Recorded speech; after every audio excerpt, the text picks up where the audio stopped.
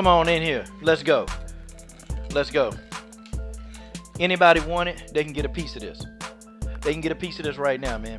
I'm going to tell y'all, man. Boy, I've been waiting all day to get the Bites with Balance podcast going. I've been waiting all day. I've been waiting all day for episode 50. I swear I have. Because I'm telling y'all, boy, I'm going in. We're going to get it in today. We're going to get it in today. Okay? And I don't care whether you like it, don't like it, sit down, listen to it. Because the coach is the best thing going today. Now listen, let me know who you are. Okay? Let me know that you're here. I want to shout you out personally. Okay? I want to shout you out personally. Okay? I want to shout you out, and that's just the way that is. Okay? That's just the way that is. Man, I got one person up in the building, man. Let's go ahead and stand up. Okay, we got 5 people in the building. My man, General Africa. Good. General Africa, I'm glad you're here, man, because I got to get you on, man. General Africa, we got to go back to cooking all the way we know how to, General. We got to go back to cooking, General. Okay? And we got to serve these people up, man. We got to serve them now, General. That's what we got to do.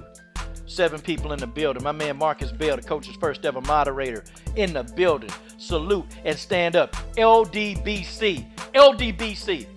Robert Henry, the savage in the building. The man has been transformed. He's been transformed, man. Robert Henry, let's go. Let's get it in. I'm excited because you're live on the Coach's Show, live. I'm excited. D. Bevel, the champ in the building. D. Bevel, the champ in the building. D. Bevel, I'm excited, man, that you chose to come in and listen to what I'm talking about.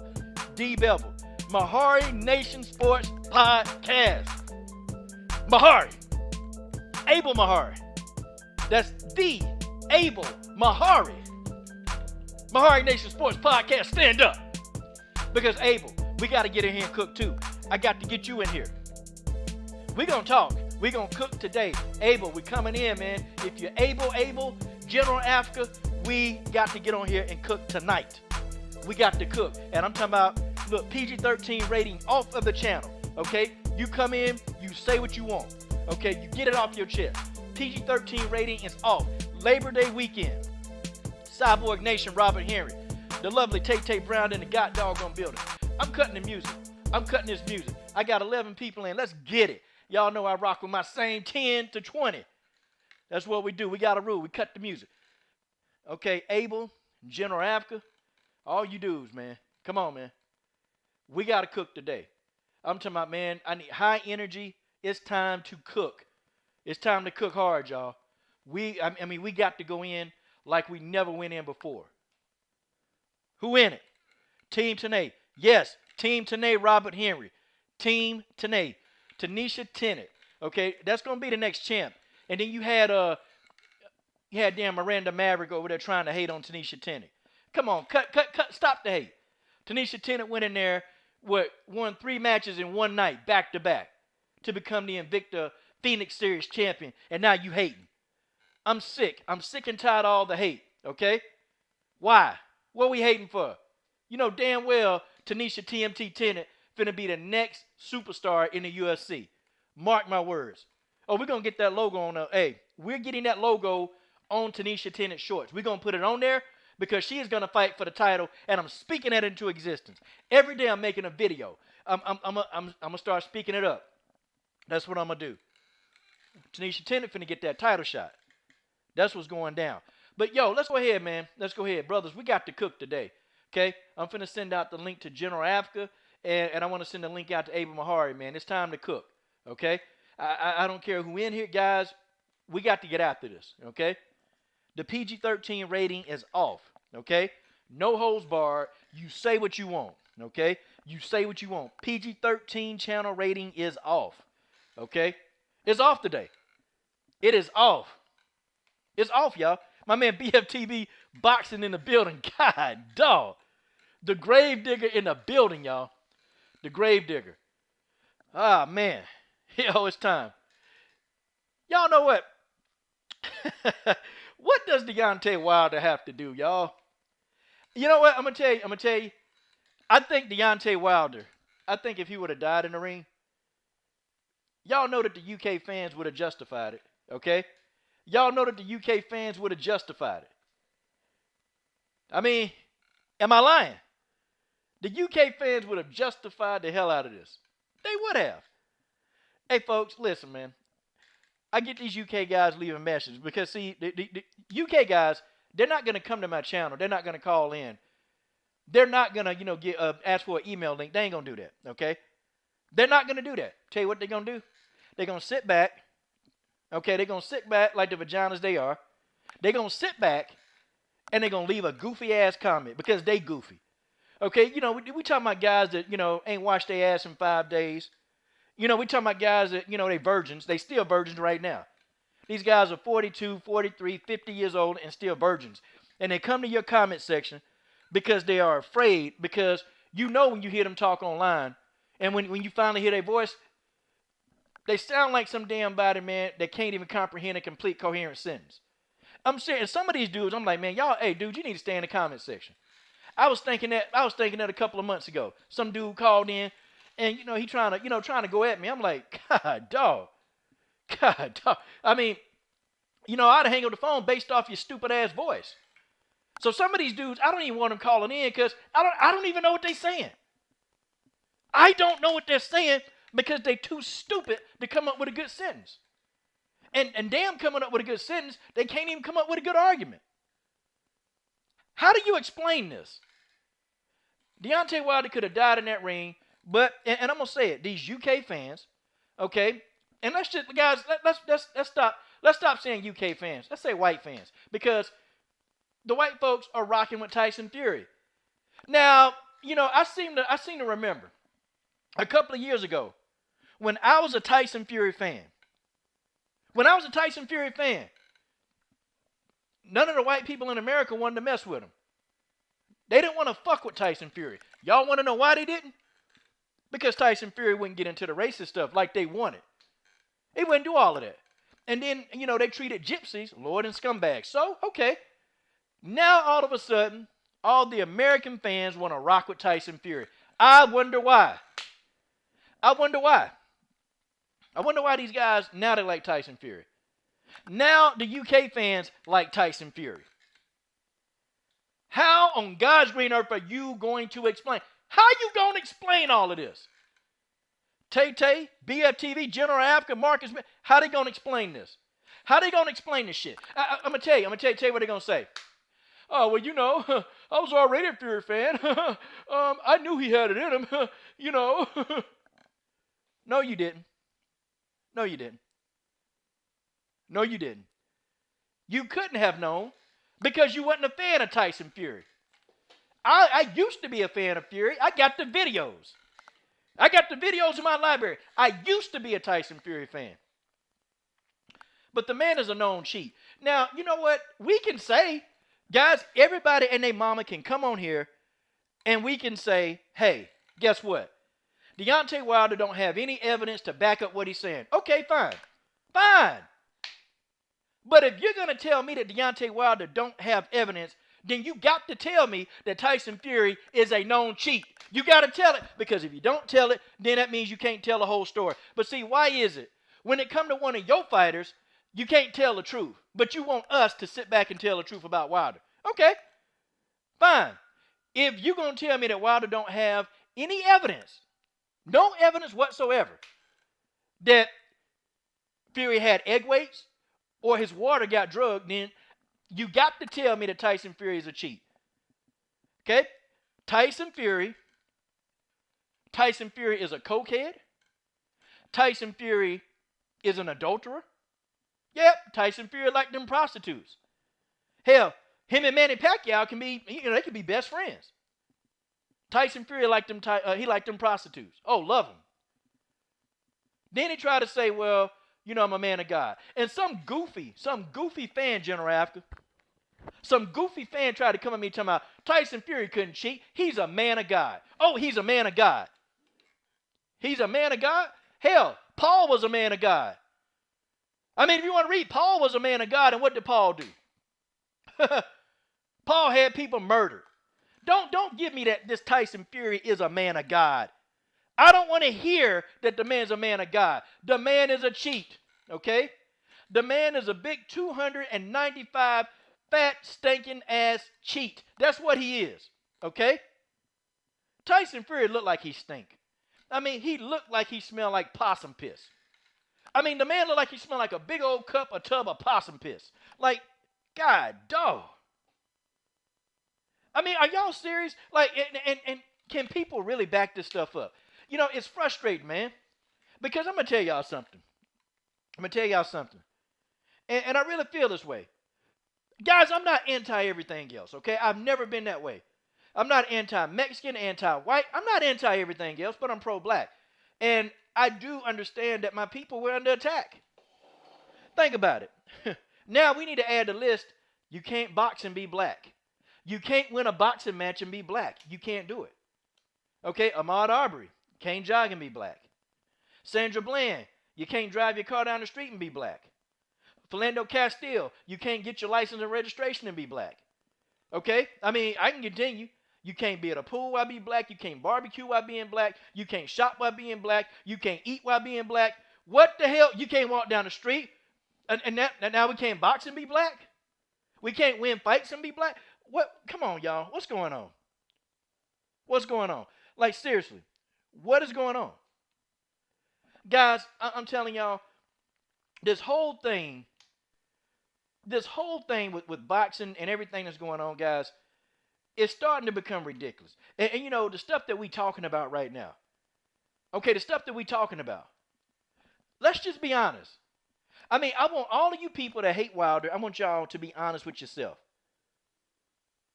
They need to be honest with themselves, y'all. I mean, tell me the reason why you don't like Wilder. Don't tell me why. Because before Wilder made the comment that he want a body, y'all still hated him. Come on, tell me why y'all don't like Wilder. He black. I mean, because y'all didn't like Floyd Mayweather. Oh, he boring. He don't knock anybody out. Okay. You got somebody who knock somebody out. Next. Oh, well, you know, Wilder, you know, he don't understand boxing fundamentals. Okay, Floyd Mayweather understood boxing fundamentals.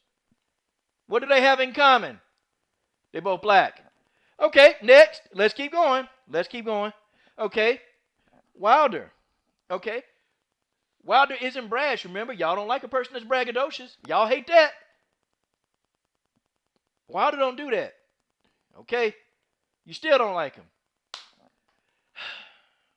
Why, y'all? Why? Why don't we like Wilder? Please tell me, what is your excuse? Please tell me, what is your excuse? You know, people get on me, even on my MMA side of the channel. They get on me. And, you know, a lot of the comments that I do get on my regular videos, I don't even let them be seen because, you know, I want to keep my chat environment. I just want to keep my chat environment. Like, I like to do that. But, you know, somebody had the nerve to come at me and tell me, man, I was following you until you called Tanisha Tennant your sister. You damn right I'm calling her my sister. That is my sister. Because, see, the queen got love, okay? The queen got love. Tanisha Tennant got love. And, you know, people are already hating. You tell me you beat 3 people on the same night. I'm talking about you had 3 fights in one night and you won all 3. That's a bad mother. Hoo-hoo. She bad. That's a bad mofo. Anybody that can win 3 fights on one night, they bad. I don't care who you fighting. And then to go in and talk about the girl resume like she ain't fought nobody, but then you don't know the history of the girl resume.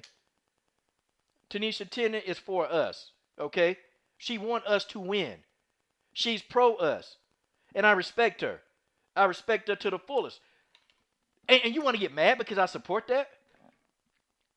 But we don't get mad, though. No. We don't get mad when the Canelo fans support him. No. We don't get mad at that. When the people from Europe support Triple G, don't nobody get mad at that. When the Asian population support Manny Pacquiao, don't nobody have nothing to say about that. Hell, I had Sabina Mazo come to my channel. She said, hey, you know, I fight for my people. That's okay. And I don't have no problem with that. When I interview these people, I don't have a problem with other races telling me they for their people. They supposed to be. That's who they comfortable with. I don't take that as a sign of racism. So why Why would I want to just give a word of encouragement to somebody who looked like me? You got a problem with that. You always want to use the word race bait. I made a video to Deontay Wilder. Deontay Wilder got the video. I sent it to him on the DM. Deontay Wilder, you know what? I DM'd Deontay Wilder 5 times. And do you know all 5 times, within 24 hours, Deontay Wilder got back to me. And I made him a video, a motivational video. You know, people came in there complaining about the video. Like Deontay Wilder don't need motivation? I can't talk to the... Wait, whoa. Hold up. So, I can't say something positive to Wilder. Because Deontay Wilder don't deserve that, right? Wilder don't deserve that. I mean, guys, this is amazing. Deontay Wilder don't deserve it. Really. You know, here go the thing, man. I hate when some of you people, and y'all know who I'm talking about, Tay-Tay, Combo Breaker, Deep BFT. Y'all know who I'm talking about. You know, you got those people who, I call them fair and balanced people. You know, they don't see race. Everybody's the same. Everybody's equal. They see that. Okay? Well, they got people in their comment section calling black people all kind of racial slurs. Okay, y'all know those people? That when you say something and when you mention, hey, that's racist. Oh, man, you guys are race baiting. That's all you guys do. But then in their comment section, they got 20 people in their comment section leaving black racial terms and black slurs towards black people and putting us down. Those people.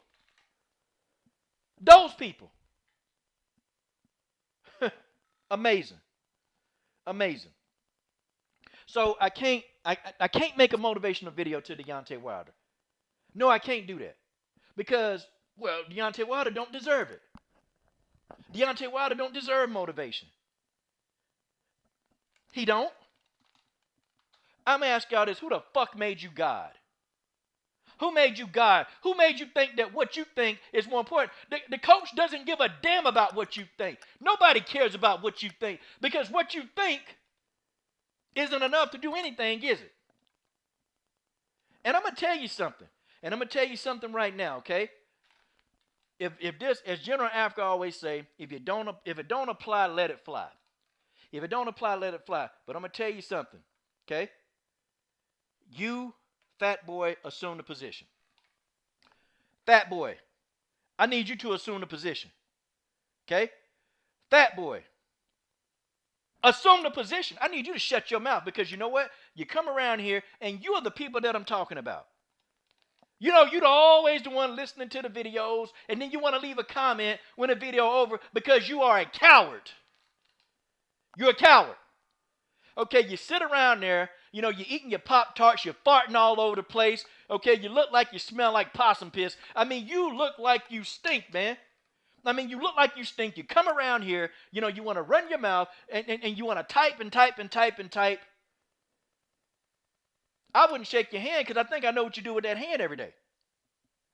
But I'll tell you something right now, okay? If you can get out the buffet line for 5 minutes, okay? Don't try to convince me that you're not a racist. Hey, how about this? Why don't you say something about it when it's going on? See, don't convince me that you're not like that. See, I don't want to hear that. I don't want to hear no more of that. If you telling me you don't like Wilder, oh, well, you know, Wilder said he want to kill in the ring. Okay. Let's think about this for a minute. Okay? So Wilder said that he wants a body. Okay? That's what he said. He said it. We can't deny it. Wilder says he wants a body. Okay? Mike Tyson said it when he told Lennox Lewis he's going to eat his kids and eat his heart out and all this other mess. Hey, we still love Mike Tyson. Now, why do we love Mike Tyson?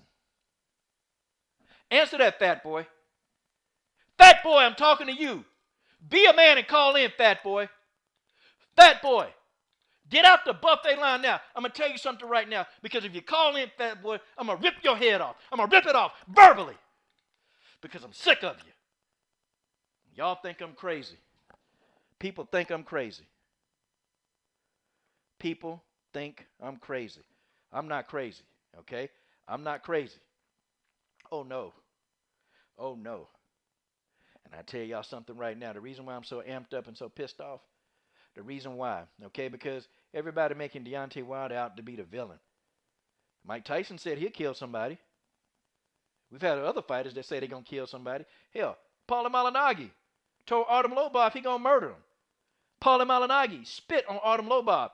Why are we not talking about that? Why are we not talking about Paulie Malignaggi? Hell, matter of fact, let's talk about Paulie. Let's talk about, don't you talk about my side piece? Let's talk about him, y'all.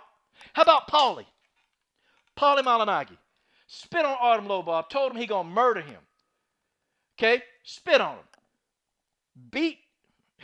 He beat his girl or his side piece, Jessica.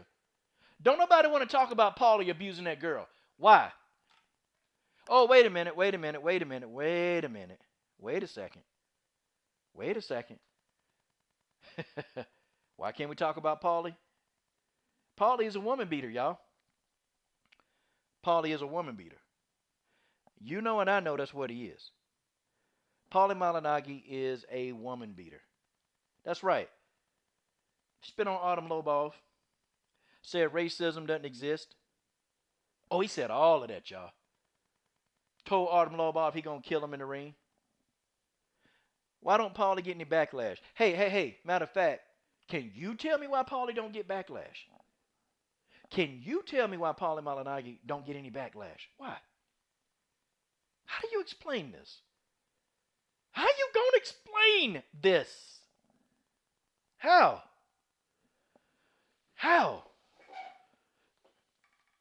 guys, how are we gonna explain any of this? No, we can't. We can't explain it, can we? No, we can't. Sure you can. Wait a minute. What's going on? Oh, hold on. Let me look at the chat. Sorry, y'all.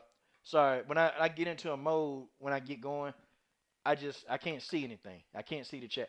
Hey, man, shout out to my man Combo Breaker 99 in that super chat. And that's for the champ, man, Tanisha Tennant. Okay? That's for the champ, Tanisha Tennant. Okay? We getting that logo. Okay? We're going to get that logo. Shoot, Combo Breaker, man, we got to figure out, man, what your logo is. We're going to get your logo, man. We're going to get your logo on there too, bro. Okay? That's what we're going to do, Combo. We're going to get 2 logos. Okay? We're going to get one for you, one for me. Okay? We're going to put the logo on Tanisha Tennant. That's what we're going to do, Combo. Okay? So she going to have that support. Okay, General. Yeah, man, I'm going to send it to you. Okay. She going to have that support. We're going to support the champ. But can y'all believe somebody told me the only reason why you supporting Tanisha Tennant because she black? Yeah. Why can't I support her? How come I can't support her? I sure am going to support her. I sure as hell am. I don't have a problem with that. I support. See, and yeah, I'm going to tell you, y'all want to know the thing of it is, y'all. I want y'all to know something, okay? When I put the logo on Karina Rodriguez, what color is she? Explain. When I put the logo on Cindy Dandois, what color is she? But see, you know, these people, they'll try to come around here with that narrative. They come around that narrative, oh, man, well, Coach don't like anybody. He don't like anybody that's not black. Well, that's a lie. That's a lie. That's a straight up lie. That's a falsification. Okay, that is a lie. That's a lie. It's straight up lie. I don't tell, guys, I don't get on here and start telling lies. Okay? I don't get on here and start telling lies. I don't do that. I don't do it. Shoot, man. All y'all. Everybody finna get a link. Everybody. Shoot, BFTV, if you ain't driving around, hell, it's time to go. It's time to go, man. Everybody got to cook, man. We got to. Because it's getting to the point, man, where, hold on. I'm trying to get everybody email. BFTB, let's get it in, bro. See you in the comment thread, man. We might as well. Let's go on and cook hard. Shoot. Okay, I'm sending it now. Okay, sent. Yeah, Pam Sorensen. Yep.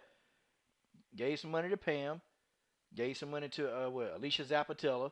Come on, y'all. Come on. See, it begins to get asinine, and I understand, okay? See, you call me racist because I pointed out. How? How could I be? Okay, and all the people who I said I thought was racist, they deserved it. Colby Covington, racist. Ho Rogan. Y'all know who Ho Rogan is. Racist. The Planet of the Apes comments. Jessica I'd never be jealous of a big black man. Racist. Should I continue? Anastasia Yankova, sponsored by a white supremacist t-shirt company, White T-Rex. Okay, they got neo-Nazi beliefs, and they proud of that. Anastasia Yankova don't care. She said, okay, racist. Do I need to keep going? I called it out. Okay, I called it out, and so I'm racist because I called it out. Oh, wait. I'm racist because I want to give a motivational speech to Deontay Wilder. Oh, I'm racist because I want to support Tanisha Tennant. Although I've given motivational speeches to Cindy Dandois, Juliana Pena. But, let's ignore all of that, and let's try to get this narrative that Coach, okay, Coach is who he is. Okay, fine. So be it. Okay? But you got to show proof. Just like y'all telling Deontay Wilder to show proof, I need y'all to show proof. I need y'all to show proof. How about we show some proof? Nah, y'all ain't gonna do that. Y'all ain't gonna do that. You know why you won't do it? You know why you won't do it? Because you have no proof. You have no proof. You don't have proof of anything. Nothing. Tell y'all, man. I tell y'all, it's really tough being a black man. Shout out to Tay Brown in that super chat, man. Shout out to Tay Brown. What she say? Tanisha Farr, Rockaway Finest. Okay, yep. That's they both from New York. Tanisha Tennant and Tay Brown both are from New York. Okay. Shout out to Tay Brown. Tay Brown. That's right. BFTV, complexion for the protection. Okay, that's what it is. That's how it's gonna be. Okay, that's how it's gonna be. These people are crazy. These people are crazy, man. But they want us to sit back and dog out Wilder. Why am I gonna do that? Okay, General Africa, BFTV, just let me know, man, if you want to hear, man, because I think BFTV boxing. Okay, that's what it is. BFTV boxing. I'm gonna just send it to you anyway. Here. Hey, General Africa, go ahead and cook, man. Yeah, you know how it is, man. The earnest is always going to be, it's going to be on the victim to prove that he was in the right. It's like whenever there's a shooting victim, and thanks for having me on, Coach. I appreciate it, man. All these cases of black people getting gunned down. What do they do immediately? Oh, they go into their record and, oh, this person smoked weed once, 5 years ago. It's always just something. It's always something. It's like that dude that asked you, like, oh, where were your hands? Like, what the fuck are you talking about, man? Where were my hands? Like, it's always Wilder's fault. It's your fault. It's your fault you got killed. It's Wilder's fault. Oh, why don't you just, suck it up and stop crying and stop being a baby? Oh, excuses. When everybody can see that at the very least, Tyson was on some bullshit with them gloves. I mean, we see with our own eyes. Even people that, people come out with Teddy Atlas and so on and so forth, and even Larry Holmes, and the legends can get it too. I'm all for people having opinions, but I mean, to say that Deontay Wilder cheated it's ridiculous, man.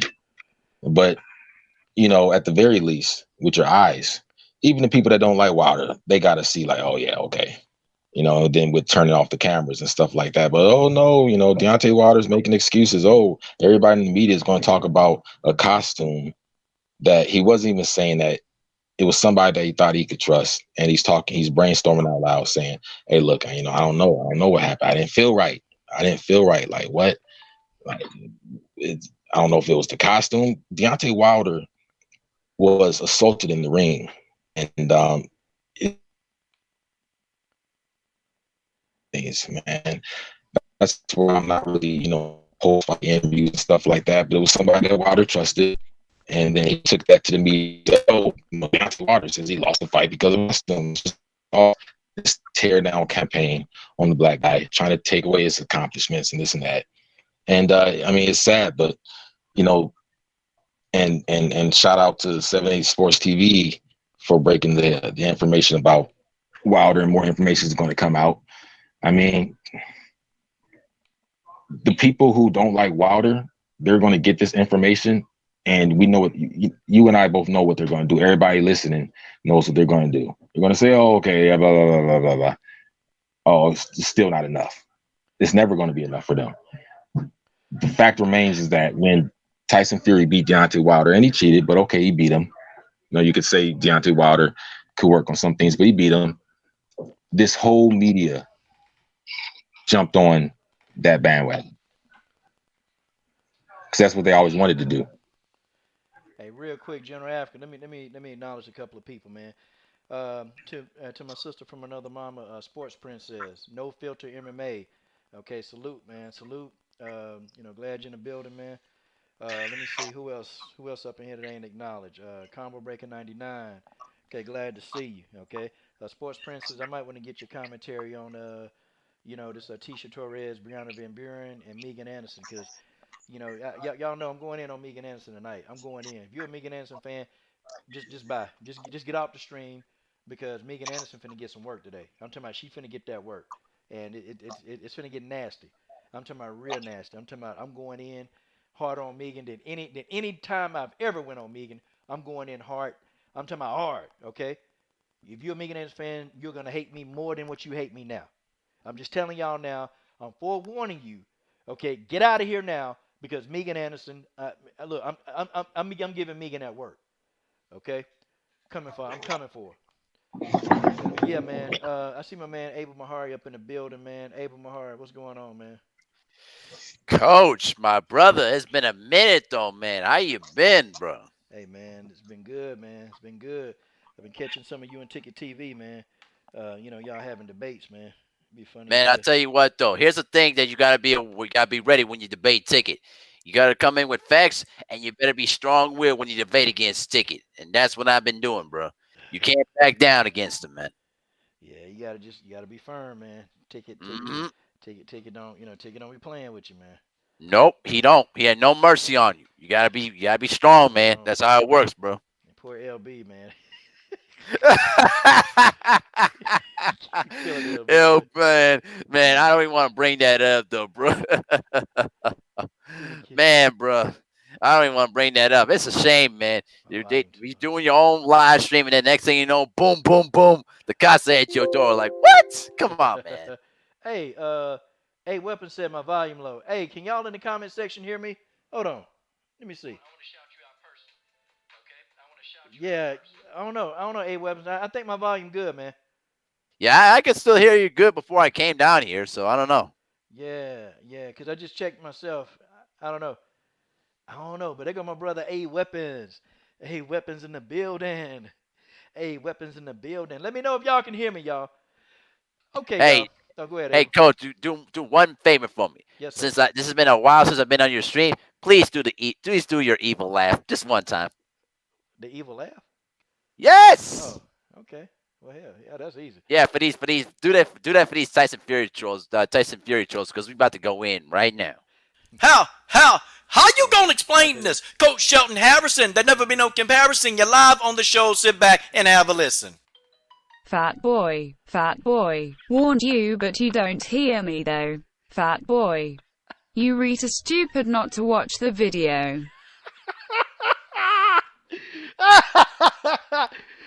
Fat boy, Robert Henry got you, fat boy. That's right, fat boy. Shut up, fat boy.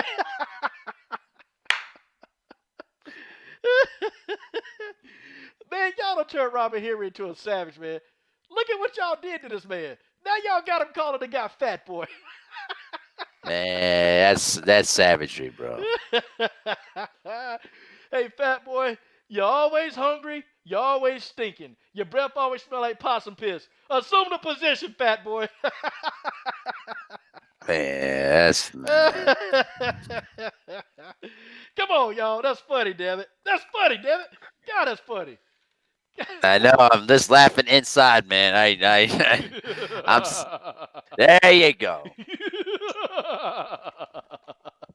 There we go. Hey, we know dude ain't washed his ass. He ain't even, put a wet rag to his ass. Just at the bare minimum, just some soap and a rag. He ain't even done that. That's right. And also, shout out to Tay Brown. These trolls can't touch my mac and cheese because it's all mine. You ain't touching it. No, sir. You're gonna get smoked from me if you try to. Try me. Damn. Goddamn macaroni and cheese. Damn. Okay, Abel. So go ahead and cook, man. Go ahead, man. The floor is yours. Yes, sir. How you guys all doing in the chat, though, man? Yeah, bro. It's a shame, man. What's been going on with Wilder? You know me. I had a feeling that something like this was about to be unleashed. You know what I mean? Because listen, Wilder do not wear down in the first round. You know, I was watching the replay of the fight a couple of days ago, and I remember the last few fights, and I'm like, wait a minute, Wilder doesn't get fatigued in the early rounds. And then when the video came out, I think it was Friday when 78 unleashed the videos talking about how somebody in Wilder's camp may have spiked the water that caused Wilder to lose his stamina early on in the round. Like, really? I mean, I swear, it's hard being a black man in this country. Or let's say around the world, in fact, because there's no way that you could tell me that Tyson Fury has that kind of power to ruin a knockout person like Deontay Wilder. I'm sorry. I can't. I just cannot I cannot even fathom that thought process. And it's sad that a lot of these people, these sellouts, as I call them, and a lot of these UK trolls, they don't care if Wilder even died in the ring. They want to see him gone out of their sight. You know what I mean? It's sad, man. But I can't wait when Wilder gets his hands on Fury one more time, because and here's the other thing though too. Don't be surprised if Fury pulls out of the fight because of the scrutiny that's happening right now, because they're gonna watch Fury like a huge microscope. They're gonna check his gloves. They're gonna check everything. Even whoever takes the rematch in Las Vegas, they now know that Wilder's gonna put more pressure on the United States Athletic Commission to watch everything. So don't be surprised if they pull it out because of this. God, dog. I tell you what, man. And one more thing. Sugar Hill should be ashamed of himself, man. This guy came from the Crunk gym. You know what I mean? The gym that Emmanuel Stewart built out of honor and integrity. You know what I mean? The gym that raised, Thomas Hearns to be one of the greatest knockout artists in boxing history. You come from that gym and you basically pull out and basically said, "No, I'm just going to retire because I already had my money and all that." Really, bro? You sell out from that though, man. You will sell out for that, bro. I don't call that dude Sugar Hill. I call him Booger Hill, man. Exactly. I call him Booger Hill, man. Yep. We don't know. I don't see. Thing of it is, man. Okay, if you're gonna tell me that Wilder, he can't prove any of this, okay, fine. Okay, but we know Tyson Fury is a cheat.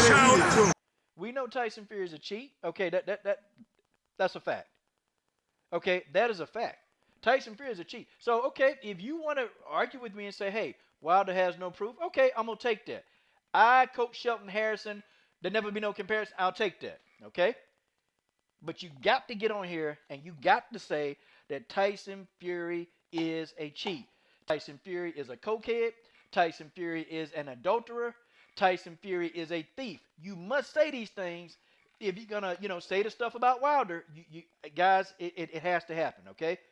Because I can ask you, how on God's green natural piss earth are you going to explain this? How you going to explain this? Okay? That's what I'm going to keep saying. How you going to explain it? Tyson Fury is all of that. Okay? He's all of this. If you leave some flour out on your table, you better believe that flour is going to be gone, because Tyson Fury, he going to think that that's cocaine. Tyson Fury going, damn. Wait a minute. What the hell happened to my flour? I'm trying to, do some, I'm trying to make something. Where's my damn flour? Oh, damn. Tyson. What? Yeah, mate. What a flour, Tyson? What a damn flour at, Tyson? I don't know. I don't know what a flour is. That kind of stuff. That's what he would do. Of course. This man got a problem. The man has a problem. Okay, and instead of, and I got sick and tired of hearing the man's story. Well, Tyson Fury was coming off of mental health abuse and nah, he ain't coming off mental health abuse. He coming off steroid abuse.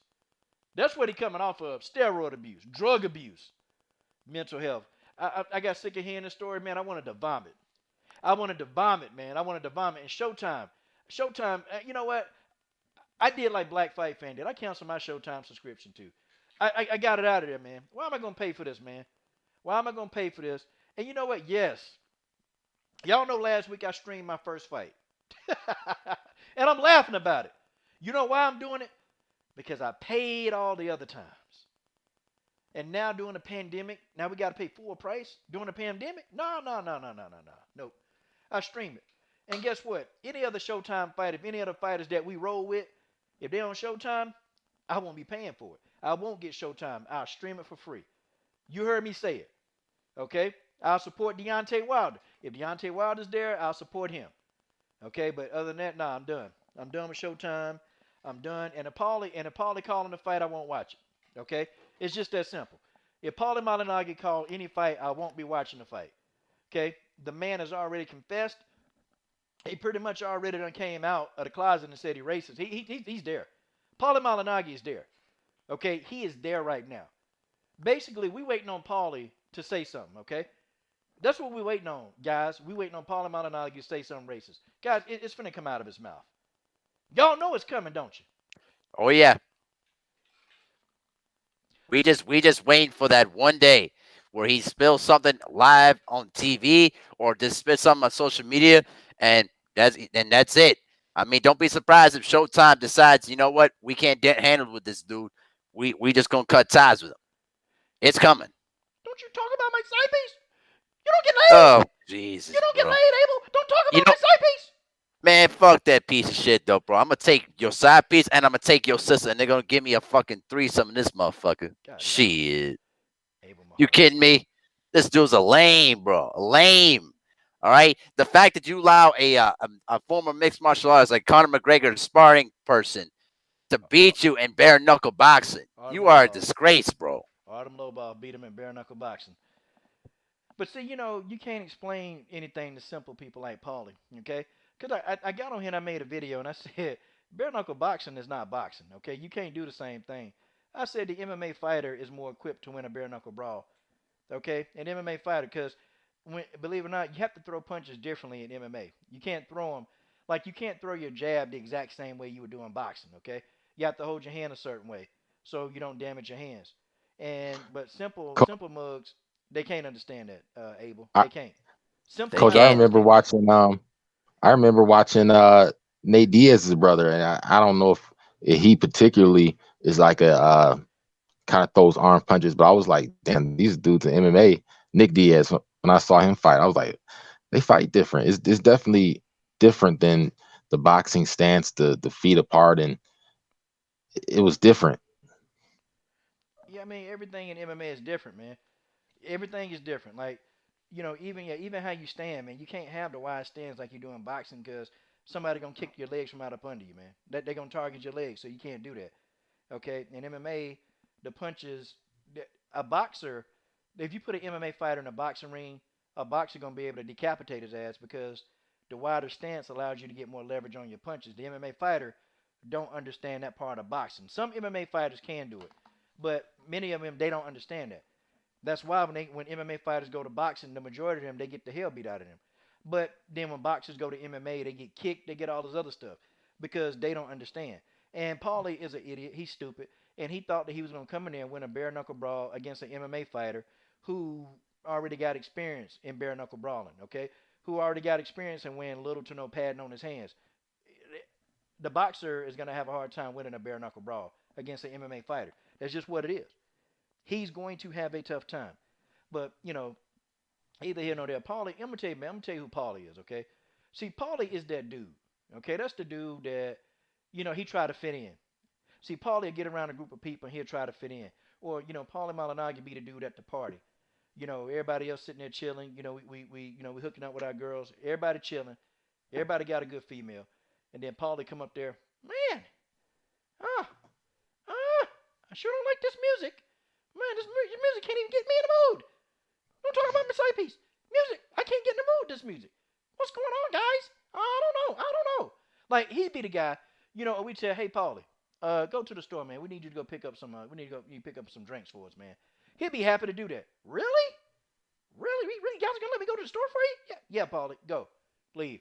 And then we'll have Paulie, you know, cleaning up the beer bottles. You know, we'll have him picking up all the used condoms off the floor. See, that's what you use a guy like Paulie for. Okay, that's what you use him for. You don't use Paulie for anything intelligent. You give him the dumbass stuff to do because that's what he is. He's a dumbass. Okay, Paulie's a dumbass, and ain't nobody checking for Paulie. Ain't nobody scared of Paulie. Man, look, if Paulie came to your face right now, Abel, and said, "Hey Abel, I'm gonna come around. I'm gonna fuck you up, Abel. I'm gonna fuck you up and make you cut a backflip," what would you do? I slap the shit out of him. He won't do a damn thing. Slap the shit out of him. Hell. I have a better chance of knocking this dude out. This guy can't even hurt nobody. You understand what I'm saying, bro? If you got punked out by Adrian Broner and Adrian Broner stole your girl and stole your belt at the same time, bro, you have no manhood to stand on, man. No manhood to stand on. You have no nuts left in your system. Come on, man. Hey, General, what would you do if Paulie pulled up on you and said, "Hey, General, I'm gonna beat you so bad I'm gonna knock you back down"? God, and this dude, What would you do if man, Paulie pulled up on you, man? this dude pull up on me, man. I be laughing. I mean, would you be like, "Man, come on, Paulie, don't hit me"? I wouldn't take him seriously. I try and just like I just try and like laugh it off, man, because it's like this dude, he can't handle me, man. So it's like I ain't trying to bully nobody, man. I'm gonna tell you what I do to Paulie if he pulled up on me, man. I'm gonna tell you what I do. The first thing I do, man, I kick him right in the nuts. That's the first thing I do. I would kick him right in his nuts, okay? And then I grab him. I grab him by the neck, and I do a rear naked choke on him. That's what I do to him. And even when he tapping out, that's okay. Nah, Paulie, you going to sleep. You going to sleep. Oh, my side piece. That's probably what he'd be saying. As I'm giving him a rear naked choke. Okay? Wait. Walter Boyd, Paulie beat Zab. Of course he did. Yeah. You beat the worst version of Zab Judah, the guy that don't want to throw punches. You know, that version of Zab. Yeah, the fight from New York. I remember that fight. Yep, Paulie beat Zab. He sure did. However, who else did Paulie beat in a prime? Give me one good fighter. And I'm talking to you, Walter Boyd. Give me a name of a good fighter he beat in a prime. Look, this dude got beat by Eggington. I'm sorry, man. I'm not going to let somebody named Eggington whoop my ass. I can't do it. Exactly. Sam And also, Eggington laid him out. Yep. Exactly, bro. And the other thing too is Sean Porter whooped the shit out of him in the worst beating I ever seen any fighter take. And you know what he said afterwards? He said like, "Oh my God, Sean Porter's a dirty fighter. He headbutt, man. You gotta be drug tested or something like that." No, bro. You just got your ass whooped, bro. The worst beating I ever seen anybody take, bro. Far none, man. Man, yeah, man, that was a beating. Sean Porter beat that boy down, man. Sean Porter beat that boy down, okay?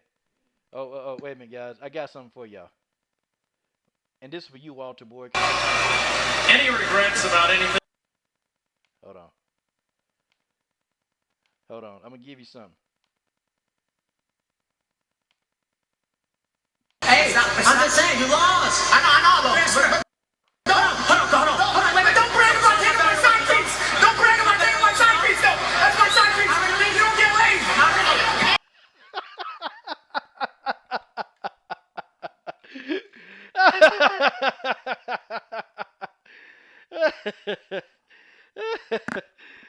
Don't brag about taking my side piece. You don't get laid.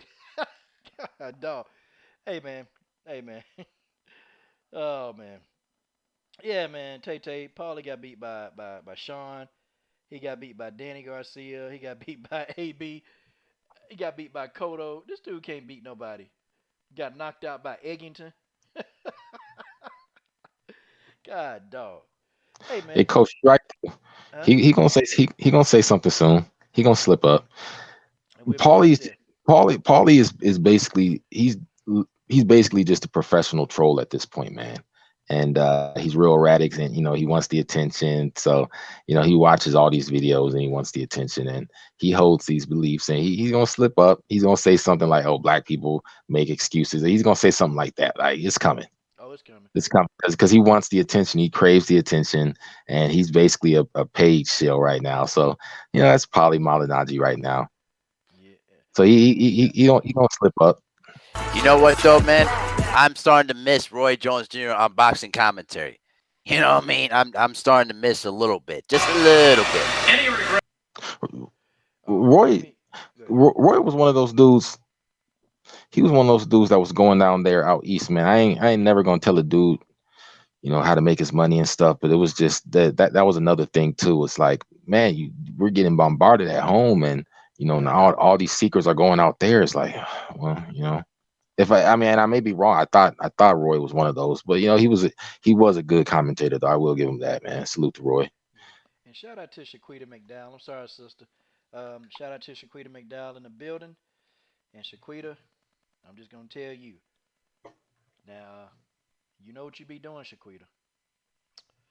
You and Miss Boxing know what y'all be doing, and I'm just gonna tell you, okay?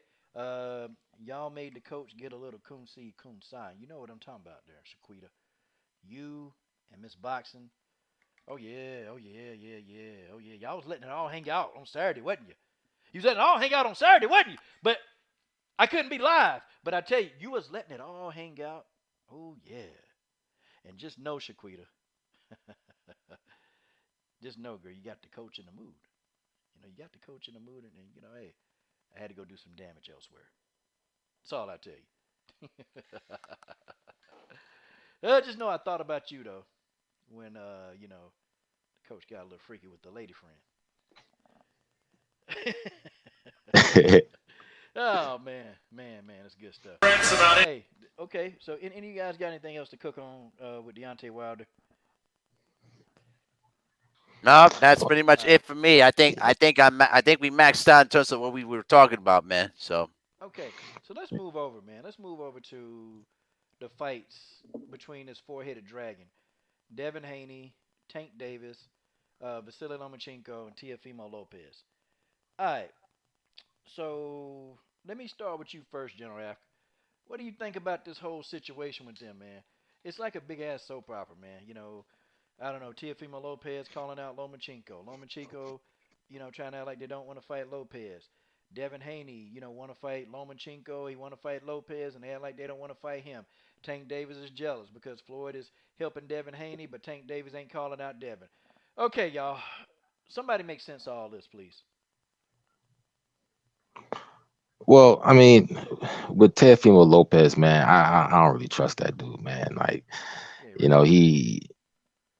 mean, and then with the whole freak out about his girl and stuff, I was like, okay, man, like I don't know if he seems like one of those dudes that will quit against Lomachenko.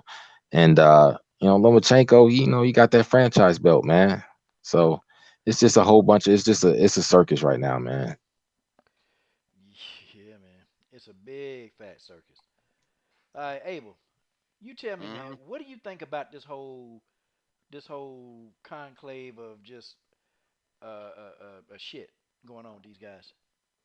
well, it's like a fucking love triangle going around here because they all talking about, I want to fight you, this and that, or I want this, that, come here, I want to fight you. No, I don't want to fight you. You too scary. It's like a love. It's like some sort of like homosexual love fest going on here. Listen, I don't care what they say at this point. Listen, I want to see them fight. All right, I'm tired of these dudes sitting around here talking all this talk, but ain't no action going on around here. And let me say something about Mr. Tank Davis. Tank Davis, quit showing female tendencies and get your ass in there and fight Devin Haney, fight Lomachenko, fight Teofimo Lopez, do something, bro. And Lomachenko, stop letting the WBC grab you by the nutsack and try to control you, bro. You a grown ass man. Fight Devin Haney, fight Tank Davis, fight Lopez. Do something, bro. And that's for you, Lopez. Stop trying to pretend like you're tough, bro. Stop acting like that because you're gonna get yourself exposed if you do that, though, bro. All I'm saying is this: just stop talking. Make these fight happen. If you ain't gonna fight each other, then shut the fuck up. Because I'm not here for the gossip no more. I'm on that wilder mentality at this point, man. If you ain't talking about fighting me, don't even talk. Man, Abel just got me pumped up, man. He just got me pumped. You got that dude from Golden Girl running his mouth all of a sudden in quarantine. Now he's running his mouth all day. You got pregnant Tank Davis, man. You got Lomachenko with the franchise belt. So Tell him, Lomachenko Africa. Lomachenko ducked Devin Haney. Yep. Lomachenko ducked Devin Haney, and as soon as Tank Davis start talking, which Tank Davis has been, now he about to fight. Um, what's his name? Who's he about to fight? The one skinny dude that ducked Guillermo Rigondeaux. Oh, okay. I know who you're One, talking about. yeah, the Oh, dude from yeah. Mexico. Oh, you talking Yeah, about Leo Santa Cruz? yeah, he about to Oh fight Leo yeah, Leo said. all this Go ahead. and jump all this way, just doing silly stuff, just doing stupid stuff, man. I still, Haney did what he did, and on the man to man basis, yeah, anybody would be upset. I'd be upset, if I go to war with you and stuff like that. But we'll see what happens with Devin Haney. But you got pregnant Tank Davis, playing games as always, him and AB, and Pregnant. it, yeah, you get at 180 pounds, 190 pounds, in between fights. It's just crazy. And then, Floyd Mayweather, he went to train Haney. Like, get the fuck out of here, man, with that girly shit, man. It's just, and the dude from Golden Girl, I don't trust him. Oh, I forgot what's his yeah. name. You mean Ryan Garcia or some Yeah, shit? yeah. I got to see what's up with him. So it's just, Abel's just 100% right, man. It's just a love fest, little gay little butt boys. Man, I'm gonna tell you something right now. Get Leo Santa Cruz the fuck out of boxing, bro. I'm tired of this dude, bro. I'm sorry, I'm so tired of this dude. This man, listen, you let Gary Russell run up on your father and you don't do a damn thing about it. That's when you know you dealing with a pussy. You understand what I'm saying? I'm tired of Leo Santa Cruz. I can't stand his face. Every time I want to see his face, I want to spit at it. Oh God. I can't stand this dude. I'm serious. Damn. I'm serious, bro. Lomachenko, I can't stand. Leo Santa Cruz, I can't stand. Dillian White as a complete hoe. You know what I mean? Don't, man, I'm going to say this is my whole list. Leo Santa Cruz, Lomachenko, Dillian White. You understand what I'm saying? Ryan Garcia is in there too. And what else? Who else is in my whole list though too? Oh yeah, Paulina is belongs on my list. So they all hoes. They all hoes, man. That's my top 5 whole list right now. I'm gonna tell y'all, man. Y'all know we're gonna be talking about these fights for another 5 years, okay? We not y'all. We ain't gonna get these fights. None of these four are gonna fight each other. It's gonna be about 5 years. Meanwhile, in the mixed martial arts community, guess what? Guess what? Guess how many of the fights we're gonna get? We're gonna get all the ones we want to see, and that's why the UFC, MMA period, man, is kicking boxing butt. See all the stuff that we talking boxing fans, the stuff we letting it marinate too long, okay? We letting it marinate too long. Hell, we just had what? We just had Francis Ngannou KO the hell out of Rosenstruck. Okay, I mean we just had what? Even before this whole quarantine thing went down, we saw John Jones and what's his face, Dominic Reyes, damn fight of the night. I mean that man, we getting all the matchups, and all we got to do as fans of MMA, we just got to ask for it and we get it. That's all. All we do is ask and we get, we receive. Okay. Now we finna get what? We finna get Tisha Torres and Brianna Van Buren, hot new prospect, coming through the ranks, whooping everybody ass. We got to get behind Brianna Van Buren. Look, man, that's a fight we want to see. We call for these fights and we get them. Boxing, man, we calling for fights. Look, how long we been calling for AJ Wilder, man? Since 2017. It's 2020 Yes, now. sir. It's 2020. 3 years. It's taken 3 years to get this fight to go. Guillermo Rigondeaux and Leo Santa Cruz. We called for that fight for damn near 4 years. Okay, guys, we're watching people lead their prime. Keith Thurman and Errol Spence. We called for that fight for damn near 2.5, 3 years. Couldn't get that fight. Sean Porter and Errol Spence. We called for that fight for damn 3 years before they fought each other. Yep. Now what? Okay, like man, boxing is a joke right now. Yep. Boxing is a joke, and MMA winning. Dana White pretty much. Man, look, you got Dana White with his old musty ball ass head. He over here doing fights in the quarantine. Hell, motherfuckers supposed to be in the house. Dana White got fights. I'm talking about fights, like fights that we want to see with no people. And Dana said, hell, forget it. Y'all ain't none of y'all coming to the fights. Y'all gonna watch it on TV, but I'm gonna give you who you want to fight. We still getting it. What are we doing in boxing right now? Abel, everybody live stream just about. I can tell you what they gonna say. Yeah, that's bad when I know the topic before I even listen to the live stream. Because boxing is giving us this. This is what boxing is giving us. Okay? This is it. We're not getting this. See, we're still talking about, man, Tank Davis. Look, Tank Davis and Vasily Lomachenko, they should have fought 2 years ago. Okay? Facts. They should have fought 2 years ago. No, well, Tank needs some time to mature. He go, Floyd, well, Tank needs some time to mature. Don't mean to throw him to the wolves right now. You better fight for a check, you big dumb mother. Like, come on, man. Come on. This is ridiculous, dog. And then, Teofimo Lopez wanting Vasily Lomachenko. Okay. That fight can't get made. They're trying to. Devin Haney want to fight all these dudes, and none of these dudes want Devin Haney. So what do you do as a fan of boxing? Guess what? We start talking MMA. Yep. We start talking MMA. Like, it's crazy, man, as it sounds. MMA right now, as a fan, is giving me what I want. From the men's side, and even, you know what's so bad? Even the women in MMA got more heart than these damn boxers. Even the women in MMA, they come out and they'll say, I want to fight this person. Yep, it's time for me to fight. I want to fight so-and-so. Guess what? We see the fight. When they call them out, we get the fight.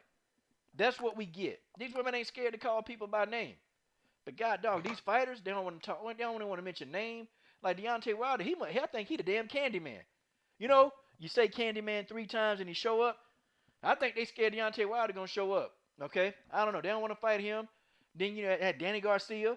You had Sean Porter for years. They wouldn't fight Errol Spence. Keith Thurman still won't fight him.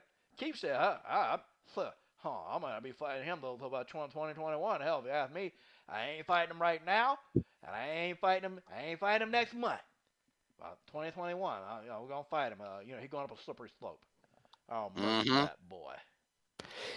You know what, though, Coach? And the worst part is these boxers know they're getting prostituted on, but they don't care. You know what I mean? I mean, the only fighter that I support that knows or wants to fight everybody is Deontay Wilder. But honestly, man, on my channel, we talk basketball all the time. Because the thing is, though, bro, unless boxing give me something to talk about, I'm not interested. I don't care what these fighters have to say. Oh, you talking me? Oh, why are you training with this guy? You know what I mean? I'm tired of talk. Sign the fucking contract and get in the ring and fight these dudes. That's why MMA has been kicking y'all asses, because at least Dana White's doing his job, even though we know he's a scumbag. But he's giving the fans what they want, despite the fact that we're still stuck on quarantine. That's why boxing's been pissed and poor since the quarantine started. Well, I'll tell you what, man. I don't think it's not going to be boxing for a minute. It's not going to be boxing for a minute, because it just shows how inept the people who run it is. You think, oh, Bob Arum, and these guys they're clever and they're smart. They're smart guys and they make their money. But, you look at what Bob Arum, the massive failure, he great at promoting Tyson Fury, but massive failure when it comes to making money. These guys aren't, like, right or wrong. You could say it was dangerous stuff. Dana White got fights during the pandemic. Dana White got, like I said, right or wrong. I mean, you can make an argument to say, okay, you put in fighters, and he has put fighters at risk, but he put on fights. To expect that from these boxing promoters, nah, because we can't get fights, period. We can't get fights, period. And we didn't touch on this earlier, but it's the sanctioning bodies as well. Right now, the WBC is bad for boxing, in my opinion. That's just my opinion. It's bad for boxing. They got Tyson Fury, Diamond Belt, this and that, and they can like who they want. They can back who they want. But at the end of the day, Deontay Wilder was the WBC reigning heavyweight champion, and they put out a red carpet for Tyson Fury. And it's just, if I'm not gonna say if I was what Wilder should do it. If Wilder threw that WBC belt in the trash can, I'd be happy. It goes from the boxing promoters to the sanctioning bodies. It's not going to be fights for a minute, because these guys really just, okay, we're just going to say that we had a commission meeting and we said that Rule A, but they do whatever they want, man. It's a bunch of frauds, man. They sit in the office with their feet on the desk, and they know how to make a little bit of money, but it's just frauds, man. They're just cheats. These sanctioning bodies, and the promoters are no better. And look, that's their job to make money.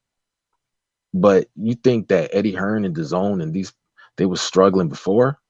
Yeah, of course. Now people are saying that DAZN's going to go bankrupt. It makes Yep. sense. You know what though, General Africa? I was just about to point that out because the thing is, right now, a lot of these subscribers on the zone, they're falling down by the wayside and they're losing money in a worse way because they basically put their bread in one basket and now they're losing all of their investment. They're looking for investors right now. Hey, You remember know when what I they mean? said, "Hey guys, you guys need to take the zone. You guys don't know what you're doing. Yeah, You exactly. I guys never just even. tell us what we need to order with our Yeah, money. Oh yeah, you should take this. You guys are missing out. Get the fuck out of here." I know, man. It's like, listen, I never even bought the zone. I was never sold on the idea of the zone because I felt that they put their eggs in one basket in boxing because you don't know what's going to happen. You shouldn't be doing that. And then they gave Camilo Alves and Gennady Golovkin, two big money contracts that they know they couldn't afford. Now they're losing their investment, and now it's getting to a point where they're probably going to go out of business until an investor comes in and pretty much hemorrhages some of the missing money they're losing at the moment. True that. Okay, man, we got my YouTube wife Genesis Green here in the building. Genesis Green, what's up, babe? Hello, how's it going? How's it going? What's You know, going on, girl? Hey. Hey, Genesis. Genesis. Hi, how are you? Man, it's been a while. Been watching the Last Dance documentary for the last 3 to 4 weeks. It was the best documentary I've ever seen. So, but I'm back. That's good. Yeah, yeah. And to real quick, to all you dumb ass motherfuckers that keep leaving me these comments on the Deontay Wilder video, y'all need to come live, okay? Stop leaving me these messages, okay? See, y'all so stupid. I hate stupid people. I'm sorry, y'all. I hate stupid people. How can you make a comment you don't look at the whole video? Like some of y'all people, y'all dumber than damn. Y'all are dumber than Paulie Malignaggi, with a third grade education. I mean, damn, y'all stupid. God, the word alleged. What does the word alleged mean? Okay, what does the word accusation mean? What the hell? We gotta have spelling class with some of you. What does the word alleged mean? Big stupid asses. Can't stand y'all. All right, so Genesis, what's your whole take on Deontay Wilder? Said that he got evidence. Okay. He got evidence of what? Well, first of all, he said he got evidence somebody in his team spiked his water, and he also got evidence that Tyson Fury used weights in his glove.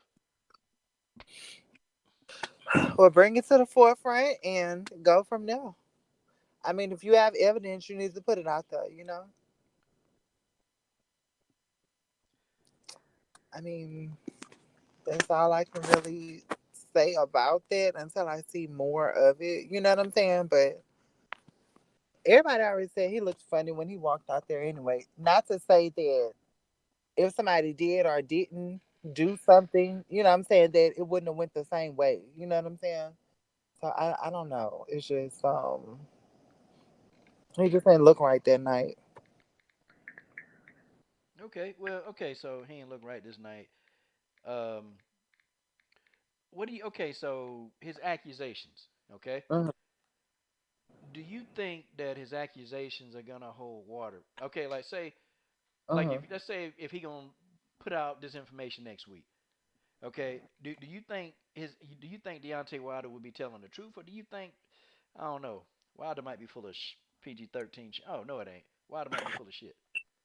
Um, yes and no, because right after it happened, remember he told one reporter on who's that, Jalen and Jacoby show that the thing was too heavy and he was tired and he had put too much weight on and then it was something else. I mean, I'm just like, if you have proof of something, you need to put it out. Don't just say that, well, I have proof that somebody did this and that. If you calling people on their shit, then, put it out there. Okay, all right, all right. Hey, good night, Tay Tay Brown. Good night, Tay Tay Brown. Thanks for the compliment, young lady. Thanks for the comment. Cause so many think that we don't put our face on camera at all. God Almighty, tell you boy, People sick of Why us. they always worrying about how the fuck people look? I don't know. I don't know. Let's see how they look. Well, yeah, we know how certain people look. Yep. Yeah, they do, General. That General, they act like we don't ever show our face. I've shown my face plenty of times on this channel. Plenty of times. Me too. But I only do it when I do interviews though. Like when I'm making videos, I don't really care to because I don't want to. I mean, Yeah. just listen to the content. I don't And want you to know listen. what's funny? Take And you it. know what's funny? We most of us have had our face on camera, but these are some of the same dudes that be, chopping people's faces out and put it on their video. I don't care. I mean, you like I've said before, do what you want to do. Like I'm not hiding nothing. But these same dudes are like taking pictures of kids and like just crazy stuff. Like, oh, where's your face? You never come. Like, why the fuck you want to see my face, dude? Like, just weirdo activity, man. Mm-hmm. Widows. All right. Okay. I can't let this wait no more. I got to get on Megan Anderson. I got to. I got to get. I got. Look, man. I'm finna cook Megan Anderson hard. Okay. I mean, so Megan Anderson. Okay. Your favorite featherweight, not mine. Yours. All of y'all's. Megan Anderson got on. She did an interview, and basically, so she was, tearing up Felicia Spencer. Okay. She was saying that she don't think Felicia deserves a title shot. And so, she was saying that she feels like that she's done more to deserve a title shot. And I said, damn. I said, boy, let me get my hands on this one. I said, man, what do I want to do? Do I want to do a regular video? Do I want to do a roasting session? What do I want to do? And I said, man, I'm going to do both. I'm going to come on live and roast it, then I'm going to do a regular video. I'm going in. Okay, so you mean after beating Norma Dumont and Zerafernal Santos, okay? You think you deserve a title shot, okay? You beat Kat Zingano, and I gave her full credit for beating Kat Zingano. Okay, whether we like it or not, she beat Kat Zingano. Okay, great. Okay, you beat a Kat Zingano that's been beaten, battered, and abused. Okay, this ain't even the same Kat Zingano anyway. Okay, old school Kat Zingano, she never would have got kicked in the face like that. Okay, old school Kat Zingano wouldn't have got caught. That's just what it is. Cat lost. Okay, so you mean to say a Kat Zingano who's no longer in the UFC? Okay, they put you out of the UFC for a reason. Okay, they don't just get you out of there unless your name Chris Cyborg. They put you out of there. Okay, you lost to Holly Holm, who was what 37 at the time, 38. Okay, you lost to old Holly Holm, but you beat Norma Dumont. Really, no high level experience. Zerafernal Santos, not a high level fighter. You beat those two, and now you deserve a title shot. I'm trying to understand where the hell did we get this from? See, she was saying, "Oh, but I take every fight." Hold on. With your dumb ass, you take every fight? How do you explain ducking Chris Cyborg? You didn't want that smoke. No. You didn't want that smoke, and you didn't take that smoke. Remember, Chris Cyborg gave you a mental breakdown, and you look, you talking about you had mental issues. Yeah, you was mentally afraid of Chris Cyborg. That's why you didn't take the fight, Megan. Megan, you are a damn fool, okay? You didn't take the fight. Okay? You should have took the bait and you didn't do it. You had a chance to be legendary because you kept running your mouth saying that you can do all of this. You can beat this person, beat that person. What did you do, Megan? You ran. Okay? You beat Pam Source. No, I'm sorry. Nope. Felicia Spencer came in, whooped you, okay? Beat you in what, 90 seconds. She beat you. Megan, what do you think? She beat you in 90 seconds. And she don't deserve a title shot. She took that fade with Cyborg because you wouldn't do it. Okay, Holly Holm took the fade with Cyborg because you wouldn't do it. Okay, everybody took the fade with Cyborg except for you and Jermaine Durandame. Megan Runderson and Jermaine Durandame, both of y'all ran from the fade, and you want to fix your goofy mouth with your big old Halloween ghoul ass nose of yours. You want to sit back and you want to run around and you want to make these stupid comments. You don't deserve a title shot, Megan. Ain't nobody in the division, and you still can barely beat the people in the damn division, okay? You beat the low-level fighters that don't have ground game. Megan, shut up. Holly Holm don't even have a great ground game, and she beat you on the ground. How do you explain this? I'm gonna tell you something, Megan. I'm gonna tell you something right now. You damn overgrown olive oil looking ass fool. Listen, and I'm gonna tell you this. And I don't know. Maybe one of your boys might. I don't know. But you get this through your head right now. You're not a champion. You'll never be championship material. Megan, you're average at best.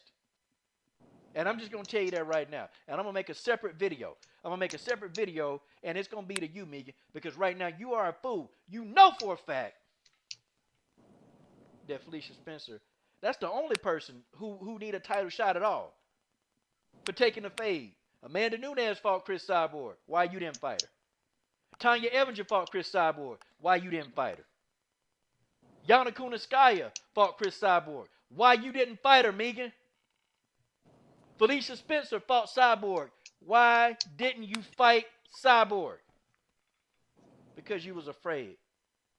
It's nobody's business. It's my shit. Did you forget about that, Megan? Man. Every single time you run around, every time you say something stupid, I'm going to be right here on your neck. You say some of the dumbest stuff. And you say it because you stupid. You say it because you stupid. You look stupid. You walk stupid. You act stupid. Hell, you just stupid, Megan. Come on. Cut it out. You deserve a title shot as much as Paige Van Zandt is a good fighter. And we know that that's just not true. I'm going to be on Megan Neck all next week, y'all. And I'm telling y'all now, if you love Megan Anderson, don't watch the videos. I ain't arguing with nobody. I ain't finna explain why you going in on Megan. I never liked Megan. I never liked her. And this shows why. What does she know? Okay? You know what, General Africa, let's start with you first, man. What do you think about all of this? Yeah, Megan Anderson's entitled, man. She's a big dum dum. That's basically what it is. She's always inserting herself in what was it, the 125-pound division. She was getting people's business in that. She was getting in people's business on Twitter. She talking about this fight and this fighter and this event and this, like, oh, what would it be with me? And just shut up, man. You got your ass beat by what was her name, man? By Holly Holm. She got her ass beat by Holly Holm. She got beat up by Felicia Spencer, and here she is running her mouth again. Just shut up, man, big dumb. I was just always talking. Ran from Cyborg. Okay, Genesis Green, your whole thoughts on Megan Anderson, your future opponent. Pure fucking trash. Oh man, it's trash. Pure fucking trash. So I mean, Genesis will whoop Megan Anderson's ass. Megan Anderson was that awkward little bitch. And the thing is, even with her just being like a good, to me, from what I've seen, and I've been around combat sports for a long time, probably longer than some of these people that's been around, from when I was really, really young. I mean, her striking, it's okay. It's just she have a little power, but I just feel like the people that she didn't beat, they really wasn't all there. You know what I'm saying? They wasn't no high level people. You know what I'm saying? I feel like one thing about her, Megan Anderson, she got power, but you could get her. But she got power. Like, you cannot sleep on Megan. I'll say that. I'm biased. I don't mess with Megan Anderson, but she does have power. But I think you whoop her ass. You get her worse than Kayla Harrison. I think you fuck Megan Anderson up. Yeah, you can't let her pull you in, because she'll pull you in. She got them knees, man. Yeah. Unless she got them knees, the bitch 7 feet tall. She got them knees, man. Like, I say this. I know she got hands. She got some hands. Yeah, she do. And she have a tendency to walk people into those hands. You gotta be careful. But if you can get through her jab, and if you can slip up under that, Megan can't fight in close quarters. She bad at that. She like a mummy. But if you get her in that mid range, she can deal with you. But inside, like real inside fighting, nah, that's not her game. She ain't gonna be able to do it. Less than She 6 got months. Hollywood a few shots, didn't she? She got what? She got Hollywood a few shots, didn't she? She was Yeah, landing some. yeah. Yeah. She hit Holly with a right hand, but then Holly Holm closed that distance because Holly Uh-huh. Holm can't strike. She couldn't strike with her. Like it just, nah, it wasn't gonna happen. So Holly Holm closed the distance and started using. Yeah, she's so long, you know. Yeah, it's kind of hard But to get through But that Holly jab. kicked that bitch in the face though. I don't know how that leg got up there. Yeah, but she was like that awkward. I don't know what they call it in Australia or UK or wherever she's from. Like the awkward. But she wasn't that athletic in primary school. Then she got into fighting late, and now she wants to. She's entitled. She wants the attention, man. She just she's oh I should get the title shot. Like you ain't done nothing. Yeah, yeah, yeah. You definitely deserve a title shot. You deserve a title shot right down the toilet, okay, with the possum piss that's coming out of your ass. Yeah, I mean, come on, Megan. Come on. Come on. Spencer paid her dues. Spencer took that beating from Cyborg. That gives her a full reign for a title shot. That it gives it to her because she's the only one that wanted her. Holly Holm and Felicia are the only ones that wanted to fight her in the damn division. You had Jermaine Durandame get the belt for that division and didn't want to fight the champion, and then got upset because she got stripped of the belt. Well, that's what they do in the UFC. When you're the champion and you don't want to fight the other contenders, they strip you of the belt, stupid. Okay, and then when Jermaine got stripped of the belt, Tanya Evinger, had to get in there and take the bait. Tanya Evinger had to get in there and take the bait because Jermaine was scared. Everybody know you were scared. Everybody know you were scared. Megan, everybody know you were scared of Chris Cyborg. Then remember she came out at us, made that video about us. To my Chris Cyborg got some really radical fans. Y'all remember she Yeah, made that yeah, video, yeah. and then she got mad. She got mad at me because I told her she got mental problems. You do. Everybody know I called it. What? It's not like I told a lie. It's not like I told a lie. She do got mental problems.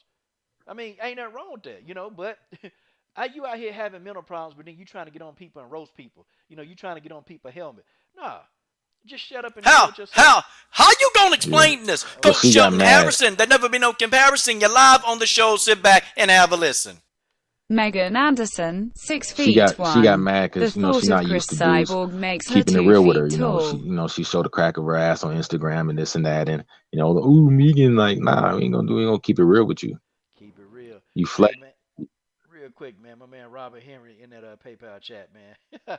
He just gave Megan Anderson a roast, man. This, I blame Tay Tay Brown, Genesis Green. I blame you too, okay? What you guys have done to Stamina MC and Robert Henry, Genesis, y'all should be on trial for this. I don't give a damn. I create savages. You know what I'm saying? Genesis, why would I be nice to you? The only thing you ought to have, you just don't give a damn. Genesis, I don't. these things hurt my damn feelings, Genesis. Damn, You good? you don't believe that though. God dog it. Uh-uh. Now she's showing you no mercy, man. She's showing you no mercy. Show me no mercy. All the times we done been together, the times we done cussed each other out. Genesis, that's supposed to mean something. Hey, Mhm. Genesis, just keep doing your thing. Don't worry about it. Oh, I am. Okay, see, Abel, see, that's what I'm talking about. See, you sitting up here on the panel and you trying to get something started. See, Abel, I got you. I peeped you. I peeped you out. But I got a solution for you, Abel. I got a game plan for you. And what's that, huh? You know what, man? I'm gonna make Tay Tay Brown throw that macaroni and cheese in a damn trash can. Yeah, I'm gonna tell her. Then I'm gonna tell her shove it up your ass. Sure. And then next thing you know, she'll come back the next day and punch you right in the fucking face. She gonna punch you. Put you right in your damn place, coach. That's what she's gonna do to you. I'm just saying. Oh my god. What's she gonna do? She throwing the macaroni and cheese out because she don't want you to have it, Abel. Not me. You. Nah, she actually makes a special one just specifically for me, and it's also well made too, the best kind. You know what I mean? The only thing you're throwing out is the weak ass shit. Oh Well, my god. I don't eat cheese anyway. There you go. See? So there you go. Yeah. I You don't know eat what? cheese. I do have a thought though. Really? No, I have a thought. It's about women's combat sports as far as MMA is concerned. How lit do y'all think it would be if they had like a 165 division? Man, we'll be seeing people going to sleep. I'd be interested. Oh, you know what, Abel? Man, I forgot to ask you your thoughts, man. I forgot to ask you your thoughts, man. What you think about Megan talking all this junk, man? All talk, all bark, but no bite. For no bite. That's what I said about the about the other fighters earlier, man. She got to do something, just like 50 Cent. You got to do something, baby.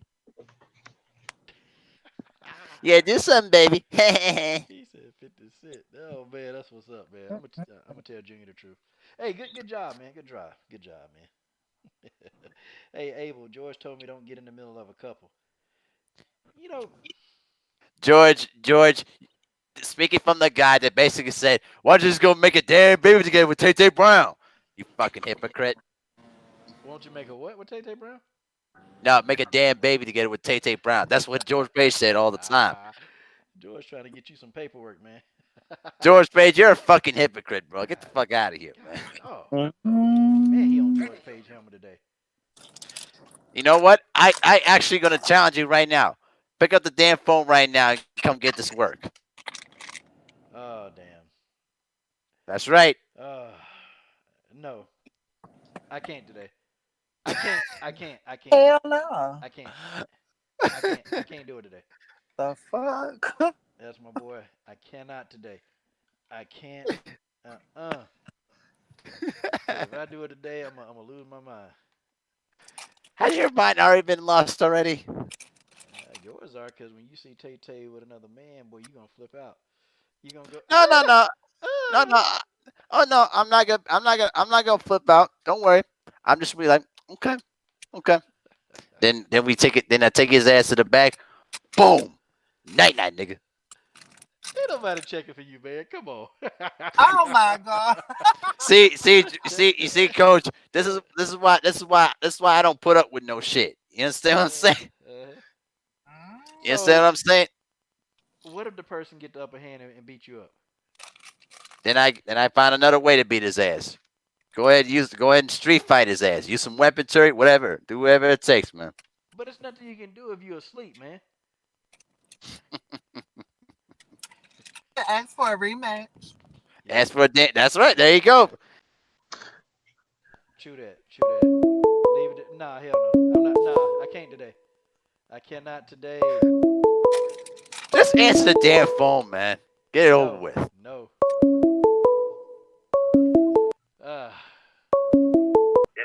Just answer the phone, Coach. Go ahead, speak. Hey, man. Tell you what. You talk to him then, Abel. You answer the damn phone. I can't. I don't have your equipment. Go. Hey, Abel, if I want you to speak or say something, I'll put my zipper down and you open your mouth. Oh God, you gotta go. Bye. Oh, Abel. Man, What did George Page say? He said if he wants you to say something, he said he'll pull his zipper and tell you to open your mouth. Man, you are disgusting, bro. He took it there, man. Yeah, George. Yeah, man. George, man, man, come on, bro. You better than that, man. And he gets timed out for that. You are bro. Goodbye. Yeah. You want? Yeah, George, go sit in the back and think about what you just said. Oh shoot! Dang, man, he went right for the jugular. Oh crap! Man, George, yeah, that's. Yeah, George, come on, man, you're better than that. Man, you probably pissed him off. What? He better than what? Yeah, I didn't expect that. I didn't see that coming. Like honestly. I probably, if I'd have known that, I probably wouldn't have just answered the phone. I saw it coming. Genesis Green. God dog. Genesis Green. It was like the phone. The phone was ringing like one of those horror movies. Ding ding ding ding ding ding ding ding ding ding. So back to Skeletor. Oh, Skeletor. Megan. God. It was suspense. Ding ding ding ding ding. God dog. Megan and Skeletor. Okay. So, okay, y'all. I think what we know is that this is totally asinine. Okay, this is totally ridiculous.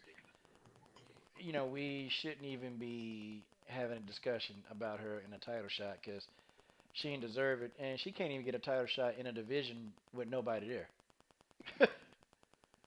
Oh, that's bad. Mm-hmm. But I want to talk about something else. I want to talk about this. One thing, Coach. If she signed to the UFC, Who? Megan Anderson. Yeah. It's like, why is she still signed, man? Like, what is done? Nothing, just be white. God dog. And the elephant in the room. I said it because ain't I nobody mean, gonna say. you got Angela on the block, and okay, you can make an argument. Okay, she Genesis lost this, said. but Genesis Green said she said it, and ain't a damn thing any of y'all gonna do about it. It's the truth because she I believe white. her. Come on, now, shit. Yeah. Genesis Green is raw. Genesis Green. Genesis mm, damn Green is raw. That's what you get. Okay, you get it raw with Genesis, and there's no other way to get it. Yeah. Man. Okay, y'all. I want to talk about this fight: Tisha Torres versus Brianna Van Buren. Okay. Girl. Okay. Well, go ahead, Genesis. Let's go. God damn, she left. Brianna needs to keep the pressure on Baby Smurf. Baby Smurf. Damn. That jab on it and just watch. And just watch her because she gonna try to take you to the ground. Tisha Torres gonna try that? Mm-hmm. Okay. See, I don't know, Genesis. I never really known Tisha to really want to fight to the ground. You know, Tisha like to throw. Tisha throw volume, but maybe this fight, Genesis. I don't know. Maybe she'll do something different. Hell. Think about it because she was trying there with JJ. Oh yeah, Genesis. You're right. Yeah, she couldn't strike with JJ's trying to take it to the ground, She was getting the shit popped out of her and she was just like, forget it. Let me just wrestle. and it didn't work anyway. Nope. She was laughing at him. Brianna Van Buren is a dog, though. I'm talking about she a dog, and she gives zero fucks about anybody. She don't care, and that's why I like that. She get in there, she show them girls no respect. Yeah, I'm talking about when she roll up in the octagon, she come in there with a swag, and then when they facing off, Brianna Van Buren like, yep, I'm looking right through you, and I'm finna go through you. She won that Invicta tournament, man. She ran through that tournament. She didn't even get a scratch on her face, like she ran through there. And then when she got in there with Livia Renata Sosa, she beat Livia's good. She beat her down. I'm talking about she beat Livia in every phase of the game. Okay, and Brianna Van Buren is a dark horse. She's gonna be ducked by a lot of people. They're gonna duck her in the start division. She beat Tisha Torres. I gotta give Tisha props though. Tisha took this fight. Tisha could have been like, nah, I don't want to fight her. And make an excuse like everybody else. Or Tisha could have said she had an injury, and make excuses. But I got to give props to Tisha. Tisha like, nope, I'll fight her. And when I interview her again, I'm gonna ask her, on the real, how many people been ducking you? And hell, Brianna's such a savage. She might tell me who doing it. Like she might come point blank and say, yep, this person ducked me. This person ducked me. So I'm pretty sure she would. Or do you think she's going to get up into the rankings before somebody starts giving her problems? I think if she can beat, she game for anybody in the top 5. And I'm going to tell you why. I think Brianna Van Buren can beat damn near anybody in the division. Number one, Brianna Van Buren got a lot of experience. See, people don't know. She took a hiatus. Brianna Van Buren was out of fighting for a long time. She came back. But, her amateur career is stellar. I mean, she got a lot of amateur fights. She's been around for a lot, since her early teens, Brianna Van Buren been fighting. She experienced, man, and the girl know what she doing. Invicta was a joke to her, okay? She beat a lot of former UFC fighters. I mean, she beat them down. She beat them like they were never in the UFC. I mean, that's how bad she beat Juliana Lima. That's how bad she beat her. And then she beat the other girl that was in the UFC. She beat her down like she wasn't even in the UFC. She just beat her. And then she came right into the UFC, she's doing what she's been doing, winning. She'll give anybody in the top 5 problems. I'm telling you now. And see, somebody like Brianna Van Buren is a southpaw. Joanna struggles against southpaws. Brianna Van Buren will give Joanna problems. Okay, I don't know who wins that fight, but she give Joanna some problems. That's the dark horse, and she can take anybody out in that top 5. Anybody. Because she that good. And watch, she gonna take Tisha Torres out. Okay, and she What gonna you do think it about her impressive. versus Jessica? Huh? With who? I said, what you think about her versus Jessica Andrade? Because all Jessica gonna do is pick her up. See, Brianna ain't. She ain't gonna go for that. She ain't gonna do it because Brianna just as strong. Okay, she just as strong. And see, Jessica is gonna have to actually stand and trade. And see, Brianna will do it. She'll stand there, she'll trade, and Jessica don't want that because Brianna Van Buren left hand. That's like a damn freight train. And I'm talking about she hit. You bag up when she hit you with that left hand. And Brianna, her body attack good. She would. The secret to beating Jessica Andrade is out. Okay, is out. All you got to do, Jessica gonna follow you around the octagon. Okay, and then you catch Jessica coming in as she trying to follow you. I mean, that's how Jean Wallay beat her. That's how Joanna beat her. The girl come rushing in. She don't know how to cut the octagon off, and she get her ass laid out. Brianna Van Buren, I'm telling you, she gonna hit her with some power, and Jessica ain't gonna be able. She gonna be able to deal with that because this person, she can wrestle and her jiu-jitsu from the back, and I was impressed by how well she fight off her back and how well she's able to scramble and recover and get back to her feet. Brianna Van Buren probably pound for pound is one of the strongest strawweights out there. Okay, her and Jessica Andrade would be a grudge match, but I think she beats Jessica. I think she beat her. I have no doubt that she could beat Jessica. I have no doubt that she'll beat Tisha Torres. I don't have a doubt unless she come in there because she got injured. She was injured, and she's finally healthy. Unless she got remnants of her injury, Brianna Van Buren will go. I think her and Tatiana Suarez will make a good matchup. That'll make a damn good matchup. I mean, that's like the war of whatever. That's what it is. Man, I can't wait for this fight. I can't wait. I was hoping the fight was this weekend coming up, but they said it's June the 20th. I can't wait because I'm excited for what she gonna do. And I know Brianna Van Buren gonna get it done. She gonna get it done. She beat Tisha Torres. She'll be in the top 10 then. Definitely be in the top 10. Mahari Nation Podcast. What's up? No, man. I don't know any of those two fighters yet, so I'll pass on that question. Okay. And Abel, around here, man, we talk MMA. You don't have to know, man. You don't have to know nothing, man. Just if you're on a panel, hell, you're on a panel. I have people sit on the panel, man. They just interject, but they don't have to know, man, because we set it up like that around here, man. Okay. Yeah, trust me. At Genesis, and I mean, don't we have people on here that don't really know? Sometimes. And Abel, I think you do better than some people, man. To be honest. Yeah, we got. Yeah. Like, I wouldn't even ask you to come on if I didn't think you can add nothing to it. Trust me. But, True, eventually, true. man, because it's like basketball, man. I know some about basketball, but I don't like analyze it to the level of you and Ticket. I don't do that. But I can come and have a conversation with y'all about it. Yeah. But, I'm not going to be like, well, over here, man, I don't really care about that. Yeah, you ain't got no damn thing.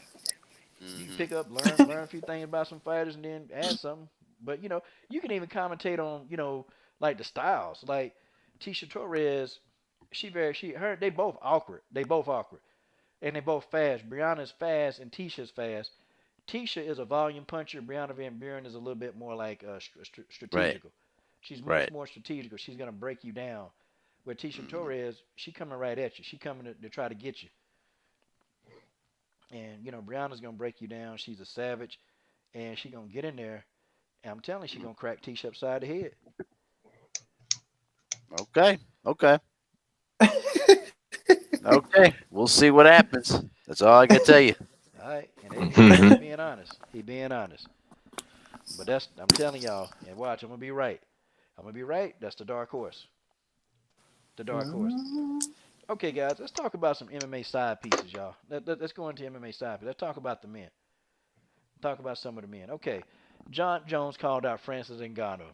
Okay, my goodness gracious. Is that the cocaine talking, or do y'all think John Jones really want a piece of Francis Ngannou?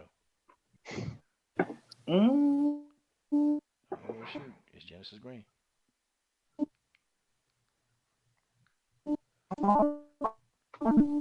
I don't know, cause that's not fighting no like. God, dog, Genesis, you got to wait. He gonna pop the shit out of you. So I don't know. I just want him to choose his next words very wisely. He said he want Francis Ngannou. He said he want Ngannou. John Jones said he want Ngannou. Mm. Did you hear what I Well, make the said? fight. Make the fight. Mm. I'll watch from afar.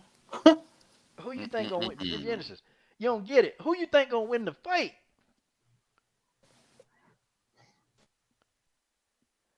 Oh, I Ngannou go pop the shit out okay, so you think of Ooh. him. Ngannou gonna knock John smooth out, right?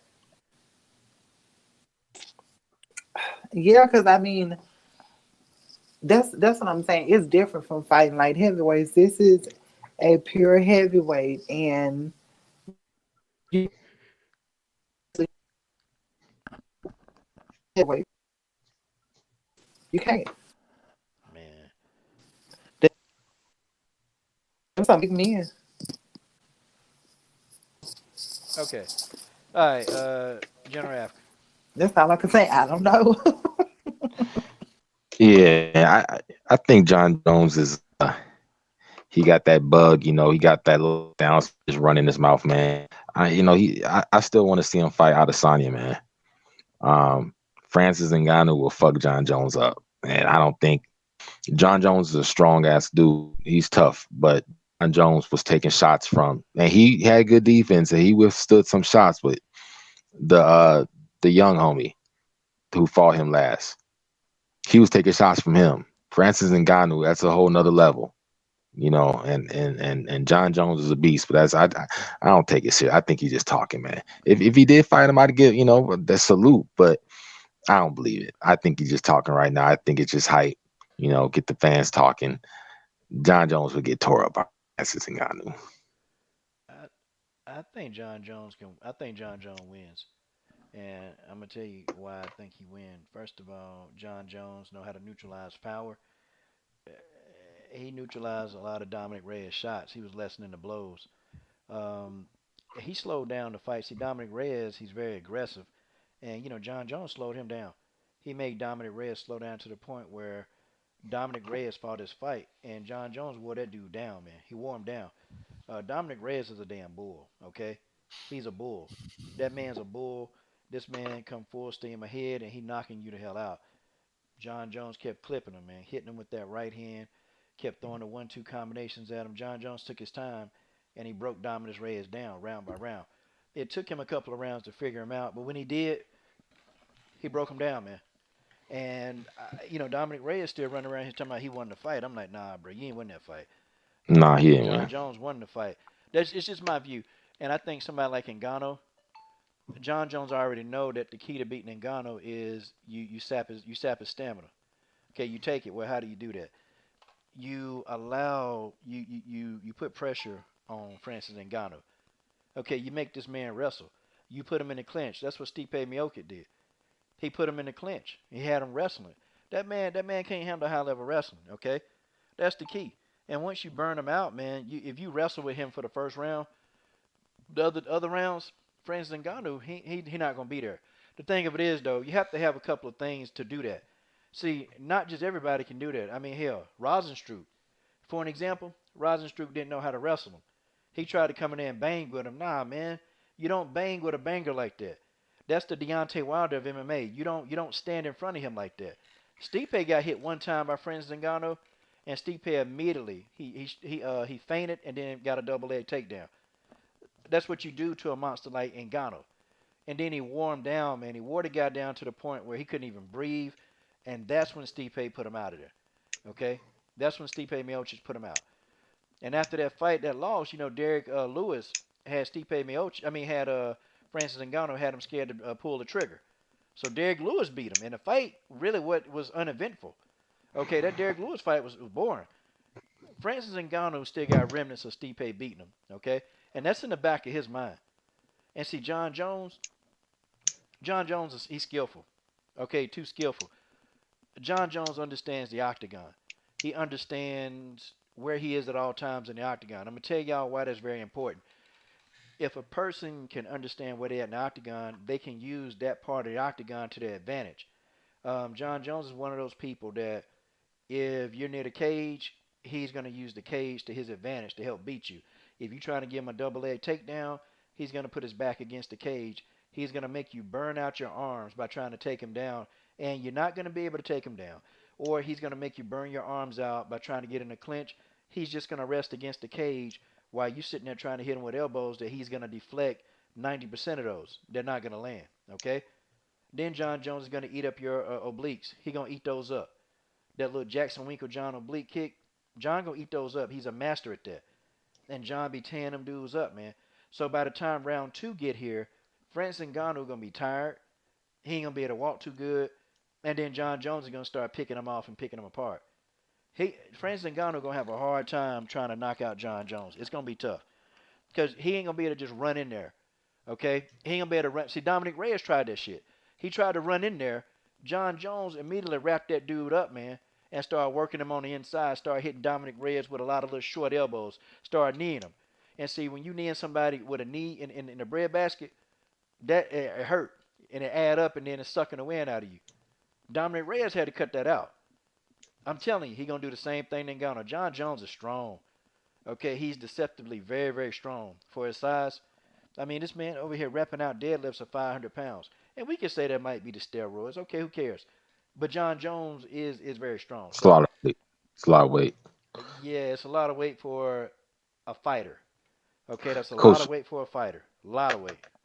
hey, Coach, you make some great points. You dang near got me thinking that John Jones does have a chance. I guess my question is, if he does have success, because that makes sense, for John Jones to have success, he's going to have to take it to the ground for portions of the fight. My question is, if he does, when he is standing up and he does trade with Ngannou, is he going to start feeling himself and start trading like when Cormier fought Miocic that last time and got knocked out?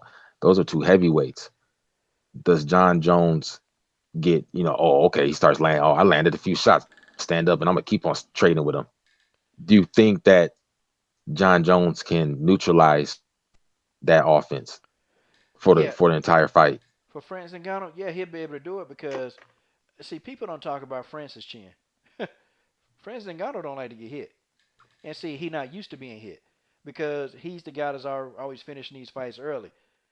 Look at what Stipe Miocic was hitting him, man. He was getting hit. Ngannou didn't like it. Okay, he didn't like it. This man got hit. Stipe hit him with a good shot. Ngannou immediately started trying to cover up, man. He's always been the guy that's giving out the ass whoopings. But do you think John Jones has Stipe power? Yeah.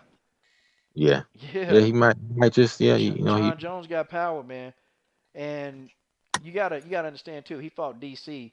He fought him at 205, but coming into the octagon on fight night, DC's a heavyweight. Okay, Daniel Cormier, and he knocked him out, man. Knocked him out twice. Yeah, he was tossing him around the ring. Actually, he tripped him up, and tripping over his feet. I think it was the second fight. He like freaking tripped him where he freaking clowned him. John Jones ragdolled him. He beat these guys in their own game. He beat Cormier wrestling. He beat Dominic Reyes standing. Okay, like he's beating these guys at their own game. He's strong, man. Francis Ngannou gonna figure out John Jones is strong. Okay, he gonna think he's just coming in, bully him. Man, John gonna wrap him up. John Jones gonna pick him up, gonna take him down. Cause Francis Ngannou takedown defense ain't that good. Right. Okay. So what would Ngannou need to? So you're saying Ngannou for let's say for instance, for Ngannou to take down defense and stamina. Yeah. Ngannou stamina is no good, and his takedown defense is not that great. Okay, a seasoned wrestler like John Jones, if he grab him, Francis Ngannou going for the ride. He damn sure going for the ride. I can tell you that now. So it's too late to fix that. You got to think when they announce the fight, for him to do that, he's gonna need about 12 months, man, to really work on the skill, man.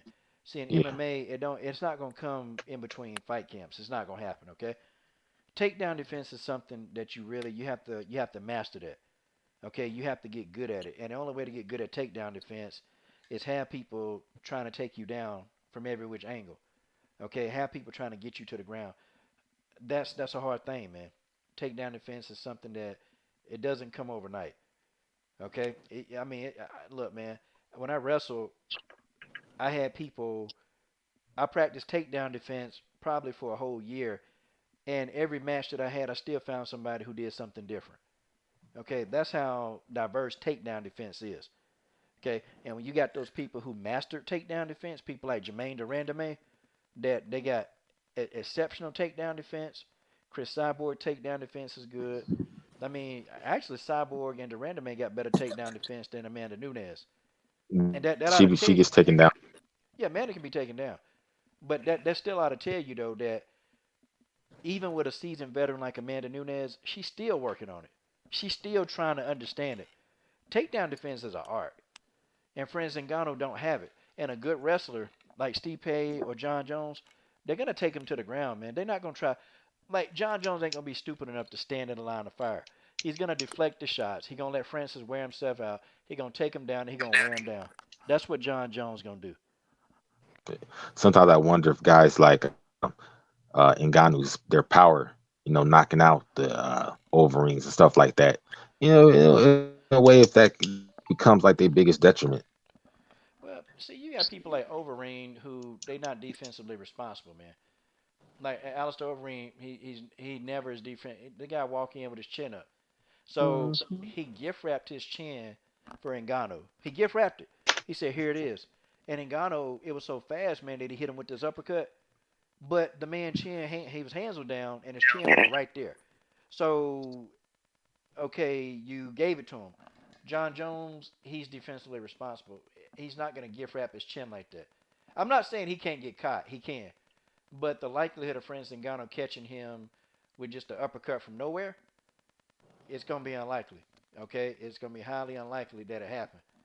Um, because John Jones he's very defensive, and he understands strikes. He stopped all the Dominic Reyes strikes, man. He was deflecting those. I don't understand people saying, well, he getting hit all these times. Not really. Not really. He didn't get hit as much as people thought he did. I mean, he was rolling some of them punches. He was deflecting a lot of the kicks. He was checking the leg kicks. Like, John Jones was very defensive in the Reyes fight. Like, you really got to see John. People are like, well, Johnny, knock him out, John. But you got to see John Jones's defense right there on display. And you really look at how brilliant he is in the octagon. Like, literally, how brilliant, how much of a master that John Jones is. When I saw the defensive stuff that he was doing, you can tell Dominic Reyes was starting to get frustrated. His legs were starting to hurt because John Jones checking every leg kick. Okay? And John is rolling the punches. He hitting John. John's still looking at him. Like, wait a minute, why this not hurting? Because John Jones know how to roll the punches. So that's going to lessen the impact of the blows. Like, it was so many little things that John was doing that people, they just can't pick up on it because they hate him so Yeah. much. And I'm gonna pass it on. But would you believe, Coach? Some dude told me, he was like, "Oh, of course you thought John Jones won." I'm like, get the fuck. See, whenever you think that somebody that looks like you won, or somebody that looks like you did something good, it's just because you're one of those black power. I thought John Jones won. He commandeered the fight. He like Hank Stram said, he negotiated the fight. He had great defense. He got touched a few times, but the same thing with Dominic Reyes. He took Dominic Reyes out. He had very good defense, and he took control of the fight. He dictated the control of the fight. So it's funny if I say that, then of course you just sticking up because he's a black. Get the hell out of here, I man. don't care about being I saw fair. what the fuck I saw. I don't care about being fair with these people, man. Because Kiss my ass. they don't want us to celebrate when somebody who look like us are. I'm not finna sit here and prove that I'm not a race. I'm not gonna prove that. Listen, if I want to cheer for John Jones, I can. I cheer for anybody I want to cheer for. But you know, again, people hate John Jones so much that they can't see that the man put on a defensive like masterpiece. Okay, he put on a defensive masterpiece for the whole world to see. And I'm telling you, man, the way he took away Dominic Reyes, he took away his best skill sets, took him away. He turned Dominic Reyes into a one-dimensional fighter. That's what he did. He took away any clinch work Dominic Reyes did. I'm going to tell you how he took away the clinch work. See, John Jones, he's a very dirty fighter. You watch the fight. Whenever he get in close, he'll take his knee and he'll knee him. He'll knee him like almost in the groin, literally. And then he'll take a knee him in the groin, and then he'll knee him back in the solar plexus. John Jones was quick, man. He would set that up real quick. And see, Dominic Reyes got tired of running in there because he kept bumping into that. Then when he fought in the range, John Jones would roll the punches. So he would land on John Jones, but John Jones would come back with a nice counter. See, Dominic Reyes was hating those counters too. It was little things that John Jones did to win that fight. And it's the little, because when he figured out, okay, I can't do my jumping knees on this guy because if I do that, I'm gonna get laid out. Okay, I can't try to pick him up because he's too strong. Okay, he's gonna stop that and he's gonna counter me, and if he counters me good, I can be finished. Okay, John Jones knew all of that. He figured that out from the first round. So what did John do? He stood in front of him and he deflected a lot of his blows. He was countering. He kept his chin tucked away. See, these are things that you, as a young fighter, you're supposed to actually learn this in the beginning. And John Jones also kept his hands up. Okay, that's another thing that fighters nowadays, they like to drop their hands, and they don't want to do that. And it takes stamina to keep your hands up too. Okay, your Mhm. arms start hurting when you keep your hands up for a long time. Your arms start hurting, so that's why you have to feint. And fainting kind of gives your arms a rest, so you can take your arms down without putting them down. Okay, that's why fighters faint. That's why you see some fighters faint more than others, where their arms are tired. So they're trying to feint to kind of let some of the blood, go back to the rest of the body. See, man, it's these little things that John Jones can do as a fighter. And I almost thought about doing a film study on him. I think I am gonna do it because Yeah, why not? Why not? yeah, I can sit here and talk about what John Jones do all day. Okay. I'll tell you what, John Jones got his wake up call because people were waiting. People were waiting to, and I've called him the golden Negro and stuff. I've been a little hard on him. People make mistakes, and I'm not saying I've agreed with everything, but I'm not perfect either. So but people, man, they were waiting, and it's almost you're almost even if you're John Jones, you're almost put at disadvantage because if some dude comes at you like on some Mickey Ward type stuff or whatever, and not to denigrate the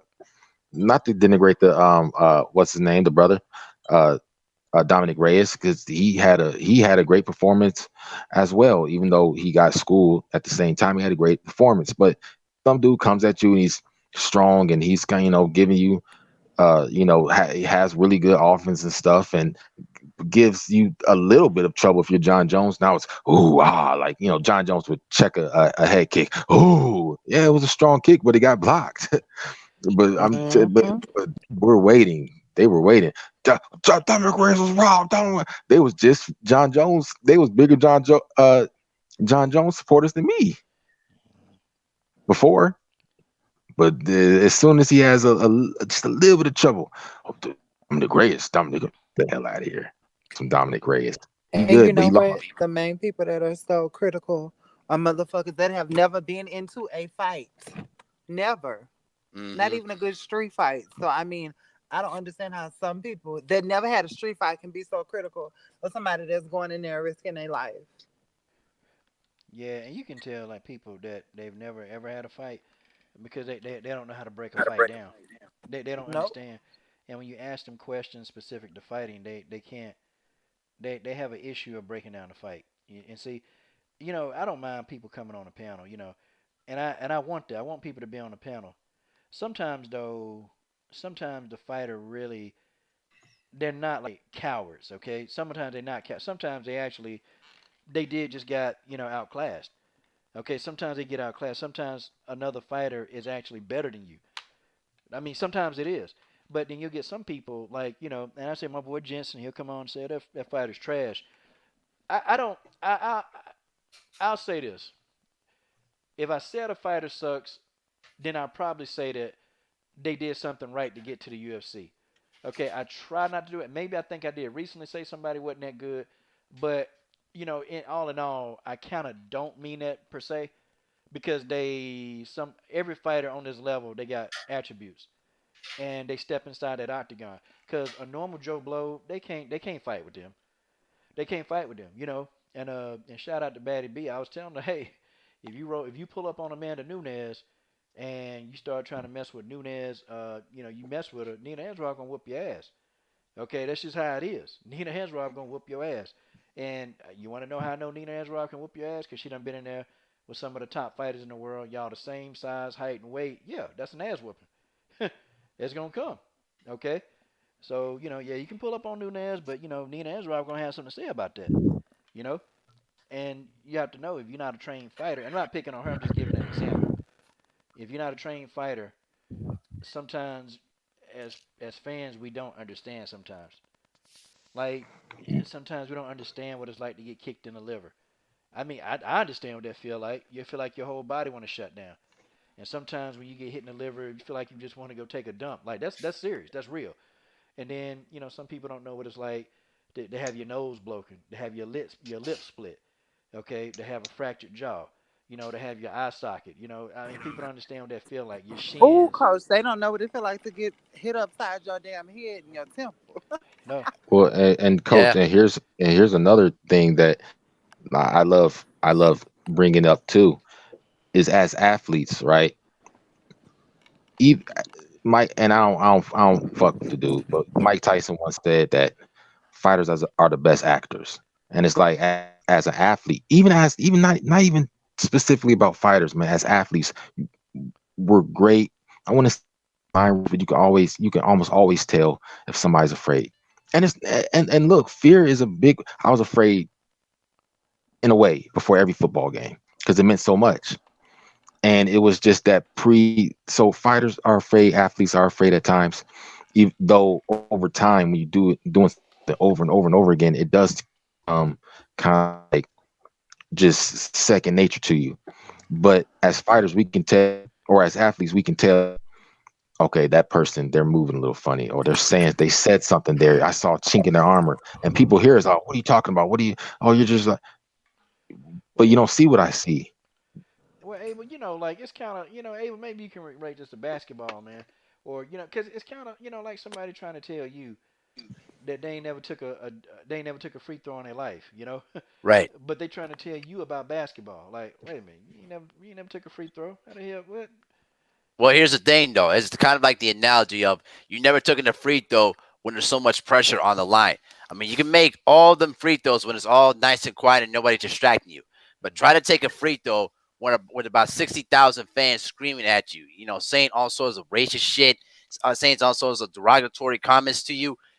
Great players are able to suppress that out of their minds and just focus on their routine.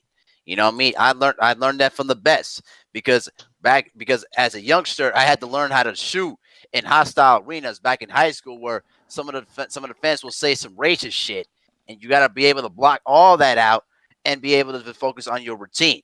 The one thing that I remember what Scrapbook Boxing once said, salute to the OG. He said this one time. He said that great fighters have to be able to suppress all the distractions during the fight because a fighter has to deal with the blood running through their eyes or an eyelash, running through their eyeball that could make them itch. You know what I mean? All these little distractions, though, you know, all great fighters are able to navigate through it or not let them distract them and go in there and do what they're able to do best. You know what I mean? Yeah, That is so true. yeah, that's very true. Oh I yeah. broke my pinky one time. Like I remember somebody was telling me, like, oh man, well, Misha Tate, she could have got out of that rear naked choke. Oh, okay, she could have. Okay, Yeah. so do you understand that when you're in a rear naked choke and if it's cinched in good enough, do you know that the more that you move, the more that you become strangled. The more that you move, the more that you lose consciousness. So you have to actually relax and try not to move. And sometimes you do have to tap out. Sometimes there's no way out of it. If the person got it in good, I don't care. You're not tapping out. And I already know Right. that's a person that's never, had submission training or submission defense. They ain't never been put in a submission. So they don't know. They have no clue. And sometimes people, they can say, well, the person should have did this, person should have did that. Well, I mean, okay, have you ever laced up a pair of gloves? Have you ever fought before? Have you ever taken a punch? Okay. Have you ever had your nose broken? Have you ever do you know what to do, with an overhand right? Do you know how far to throw your jab from it if the person is, 6 feet tall? What do you do with a short person? Like these people, they Yeah, can't answer a Yep. lot of these questions. They can't do it because coach. they've never had a fight. Coach, that person's a dumb that said that, and this is why. So Misha Tate should have got out of the rear naked choke. This the same Misha Tate who had her damn elbow dislocated, because she wouldn't tap. And I'm a fan of Misha Tate. I think she be sneak hating on Chris Cyborg. They're not friends. That's not Chris Cyborg's friend. She be running her mouth. But okay, she has her opinion. You telling me that Misha Tate could have gotten out of that, but she wouldn't tap and had her elbow broken off? Come on, dude. You never. I mean, Misha Tate, despite whatever she says, is tough. And if she has a chance to get out of something like that, she gonna get out. And never just submission. Oh, go ahead, man. Yeah, I was just gonna say, in my basketball sense, I reflect back to Nick Anderson back in the Orlando Magic. I mean, in the NBA Finals, his team was up by 3 with about 14 seconds to go, and he's at the free throw line to try to ice the game. They were up by 3 points. They only need 1 free throw. And people tell me this all the time. Well, Nick Anderson missed some free throws. He's a bum and all that. Okay, why don't you be in that same position where Nick Anderson was and try to make those free throws? He missed not 1, not 2, not 3, but 4 free throws. He missed the first 2, then he got his own miss. He got fouled, and he had another chance. And to be at that free throw line with about 40,000 people watching you in front of your own home court in the biggest stage in the NBA Finals, and you're trying to ice the game there. There are a lot of athletes right there that can't handle that kind of pressure. And unfortunately for Nick Anderson, he missed all 4 free throws, and throughout the rest of his career, he was scared to go to the free throw line because that moment stuck with his mind to this very day. I tell people this all the time. Okay, try to be in Nick Anderson's position and try to make all 4 free throws. Not many people can do that. Yeah, broken down like a G. Oh man, you know what though, bro? It was so bad that he shot at least 40% from the line 3 years later. He was so scared to take free throws. He was never the same player again, and he was a really good player. Yeah, I remember Nicky Anderson, Penny Hardaway. I think Shaq came on that team later. Shaq. Yep. Dennis Scott was on the team. I mean, yeah, man. I'm telling you, when you do something, you have to know as a fighter. You have to know. And I think some people they don't do it. Sometimes they start talking the wrong stuff. Like when I try to tell people that women in MMA and men's MMA is different, because see, women, they don't get knocked out as much as the men do. Men, they got like a 75 to 77% ratio of being knocked out. Well, women is much, much lower than that. Okay? Most of the women's fight, they go a decision. Okay? They go to decision. So when you go to decision, that means when I see a female that's got like 10 losses, when I see something like that means to me they've been a lot of rounds. See, when I see a man with 10 losses, and then you look at their resumes and records, man, they've been knocked smooth the hell out. These dudes been getting knocked out. And so you don't fight as many rounds. Women fight more rounds on average than men. That's a lot of experience, okay? It's a lot of experience.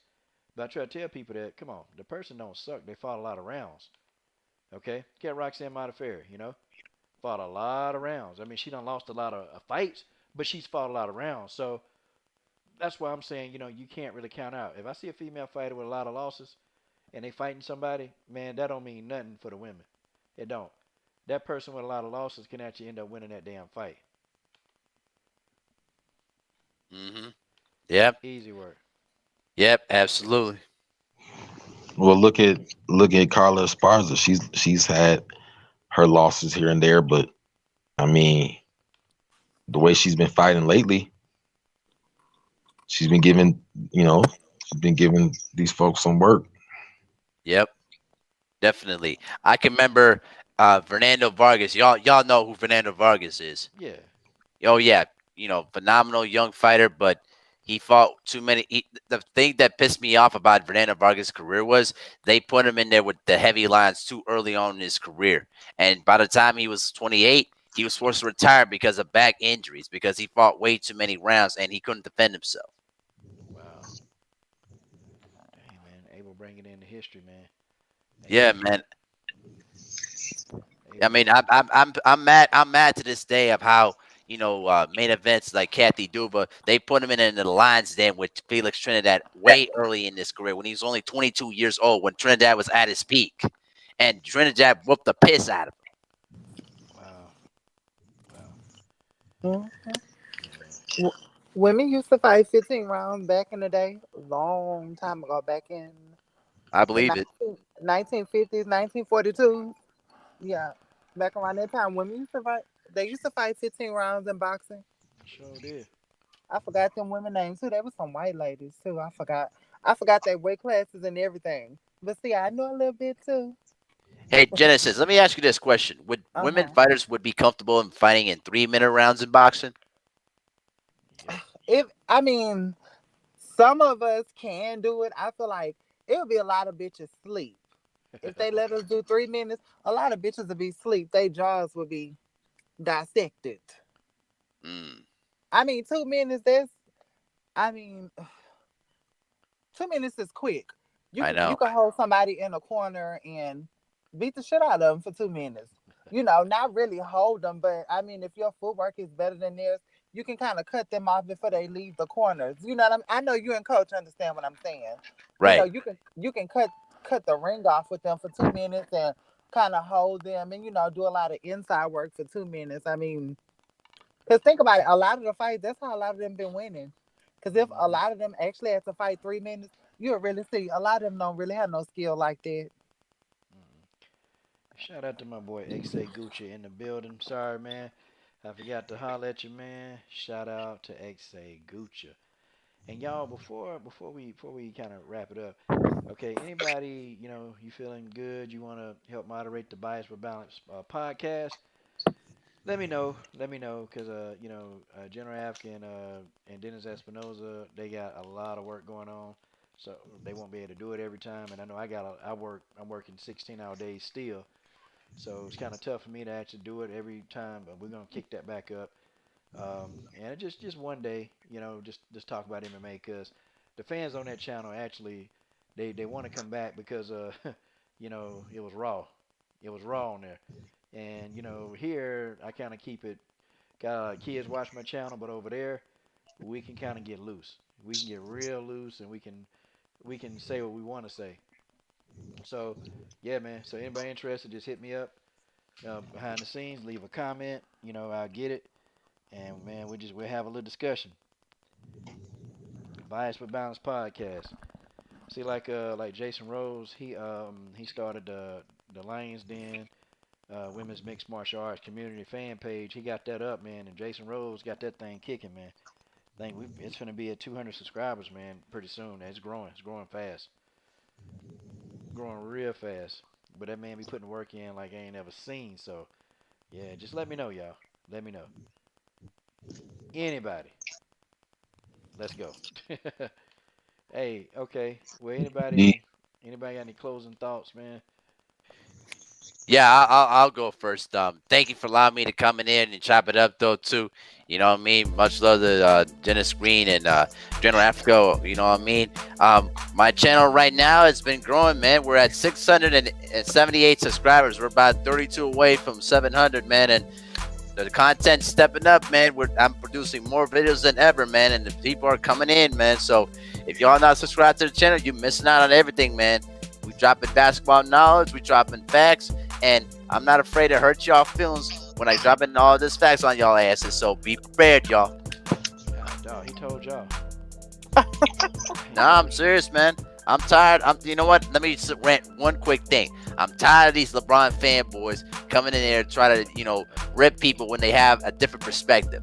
That's why me and Ticket and LB, that's why we doing our due diligence out there to give y'all the facts. And we don't care if we ever hurt y'all feelings. If you can't handle this truth, then get the fuck out of here. Dang. Oh wow! I'm gonna have to come on your channel one day. We're gonna have to do a show together. Yes, ma'am. You are always welcome to come in. Okay, General Africa. Hey man, as always, man, thanks for having me on, Coach. And Genesis Green, the lovely Genesis Green. I love And you. yes, indeed. And Abel Mahari, man, salute to my brother Abel Mahari. I'm definitely subscribed, and the brother be working, man, and I'm definitely subscribed. So go check him out. He killing it on this basketball tip, man. And salute. Appreciate it. Abel Mahari, man. Yeah, appreciate y'all for coming on, y'all. Appreciate y'all for coming on. We're gonna keep it going. You know, we'll be a little bit more consistent. I've been getting on a couple of nights a week now, so yep, and I'm actually build my live stream. So I know I gotta be consistent. I gotta keep coming on. You know, that's the only thing. So I'm gonna suck it up, y'all. I'm gonna suck it up. I'm looking at anywhere from between 9 o'clock and 10 o'clock, but those are gonna be my times, you know, because everybody's done by 9 o'clock, and you know I can get on here and cook, you know. So yeah, so y'all just make sure you join me, and we're gonna keep it up, y'all. Appreciate y'all for coming on. Thank you, everybody. Genesis Green. Thank you, Abel Mahari and General After, man. Y'all Yeah, glad sack. And everybody in that super chat. Thank you, Blood Boxing earlier today. Also, it was Blood Boxing, and then it was shoot. I hate forgetting. The name on the tip of my tongue. But thank you for in the super chat. And then Robert Henry, thank you for that PayPal chat, man. Because that PayPal money go right to the fighters immediately. Like, I don't have to wait. I can just send it to them. So, yeah, man, that's good stuff, man. All right, man. And y'all subscribe to XA Gucci. Yeah, thanks, Mr. Bennett. Because XA Gucci trying to get to 1,000, and Yep. YouTube suppressing our view, man. They're not gonna subs. I don't know what's going on. I don't know. Like 10 people join and then 15 leave. You know, crazy.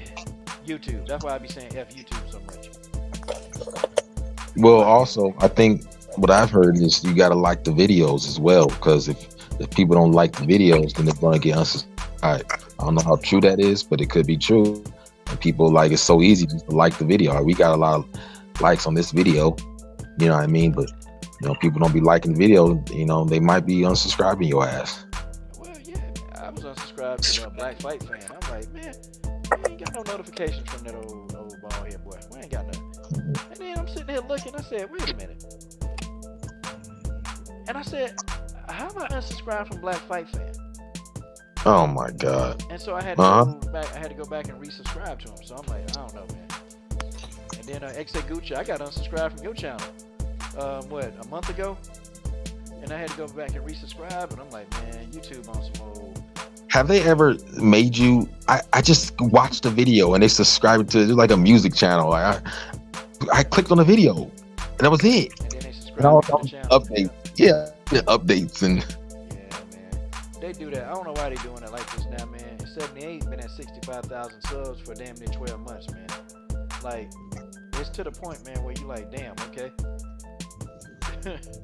What's the use? I remember I used to get about maybe 300 subscribers a month. I used to get those before YouTube started making all these changes. Now, man, hell, I'm lucky if I can even get 50 a month. Well, they admitted it. They YouTube came out and said, you know, it's the mainstream, you know, ESPN and maybe the Joe Rogans, definitely Joe Rogan. Even though I don't know, yeah, Ho Rogan, you know, racist Ho Rogan. But it's only the mainstream. So, you know, a channel like you that puts out great content, you know, it's gonna get the love. Yeah, man, views be suppressed. It's kind of crazy, man. Yeah, they suppress all your views, so you can't get that. And I've already did it. In full-time MMA, same thing. They doing that to him, man. This dude got 8,500 subscribers. He'll put out a video, and then in 20 hours, 100 people looking at the video. Like, what? Wait a minute, man. Come on, man. Come on. And so now they see why the dude done went over to Twitch and he on all these other platforms. He don't even post on YouTube that much no more, because you know YouTube full of shit, man. So, but I just come on here for the camaraderie, though, man. I do. So. Yeah. It's kind of fun. It's kind of fun arguing and picking at people. And oh, dang it! Did I say pick? I've never picked on anybody. Sorry. Never went in on anybody. None of that stuff. Genesis Green has done far more than I have. Yep, sure have. Yeah. But she mean to y'all sometimes. She ain't mean to y'all. And she ain't that mean. Cause they be talking shit. Be talking about I'm a hater and all this other weak shit. Genesis Green is raw, y'all. She raw. That's all I'm saying. She raw. Hey, but y'all appreciate it, y'all. I'm gonna go ahead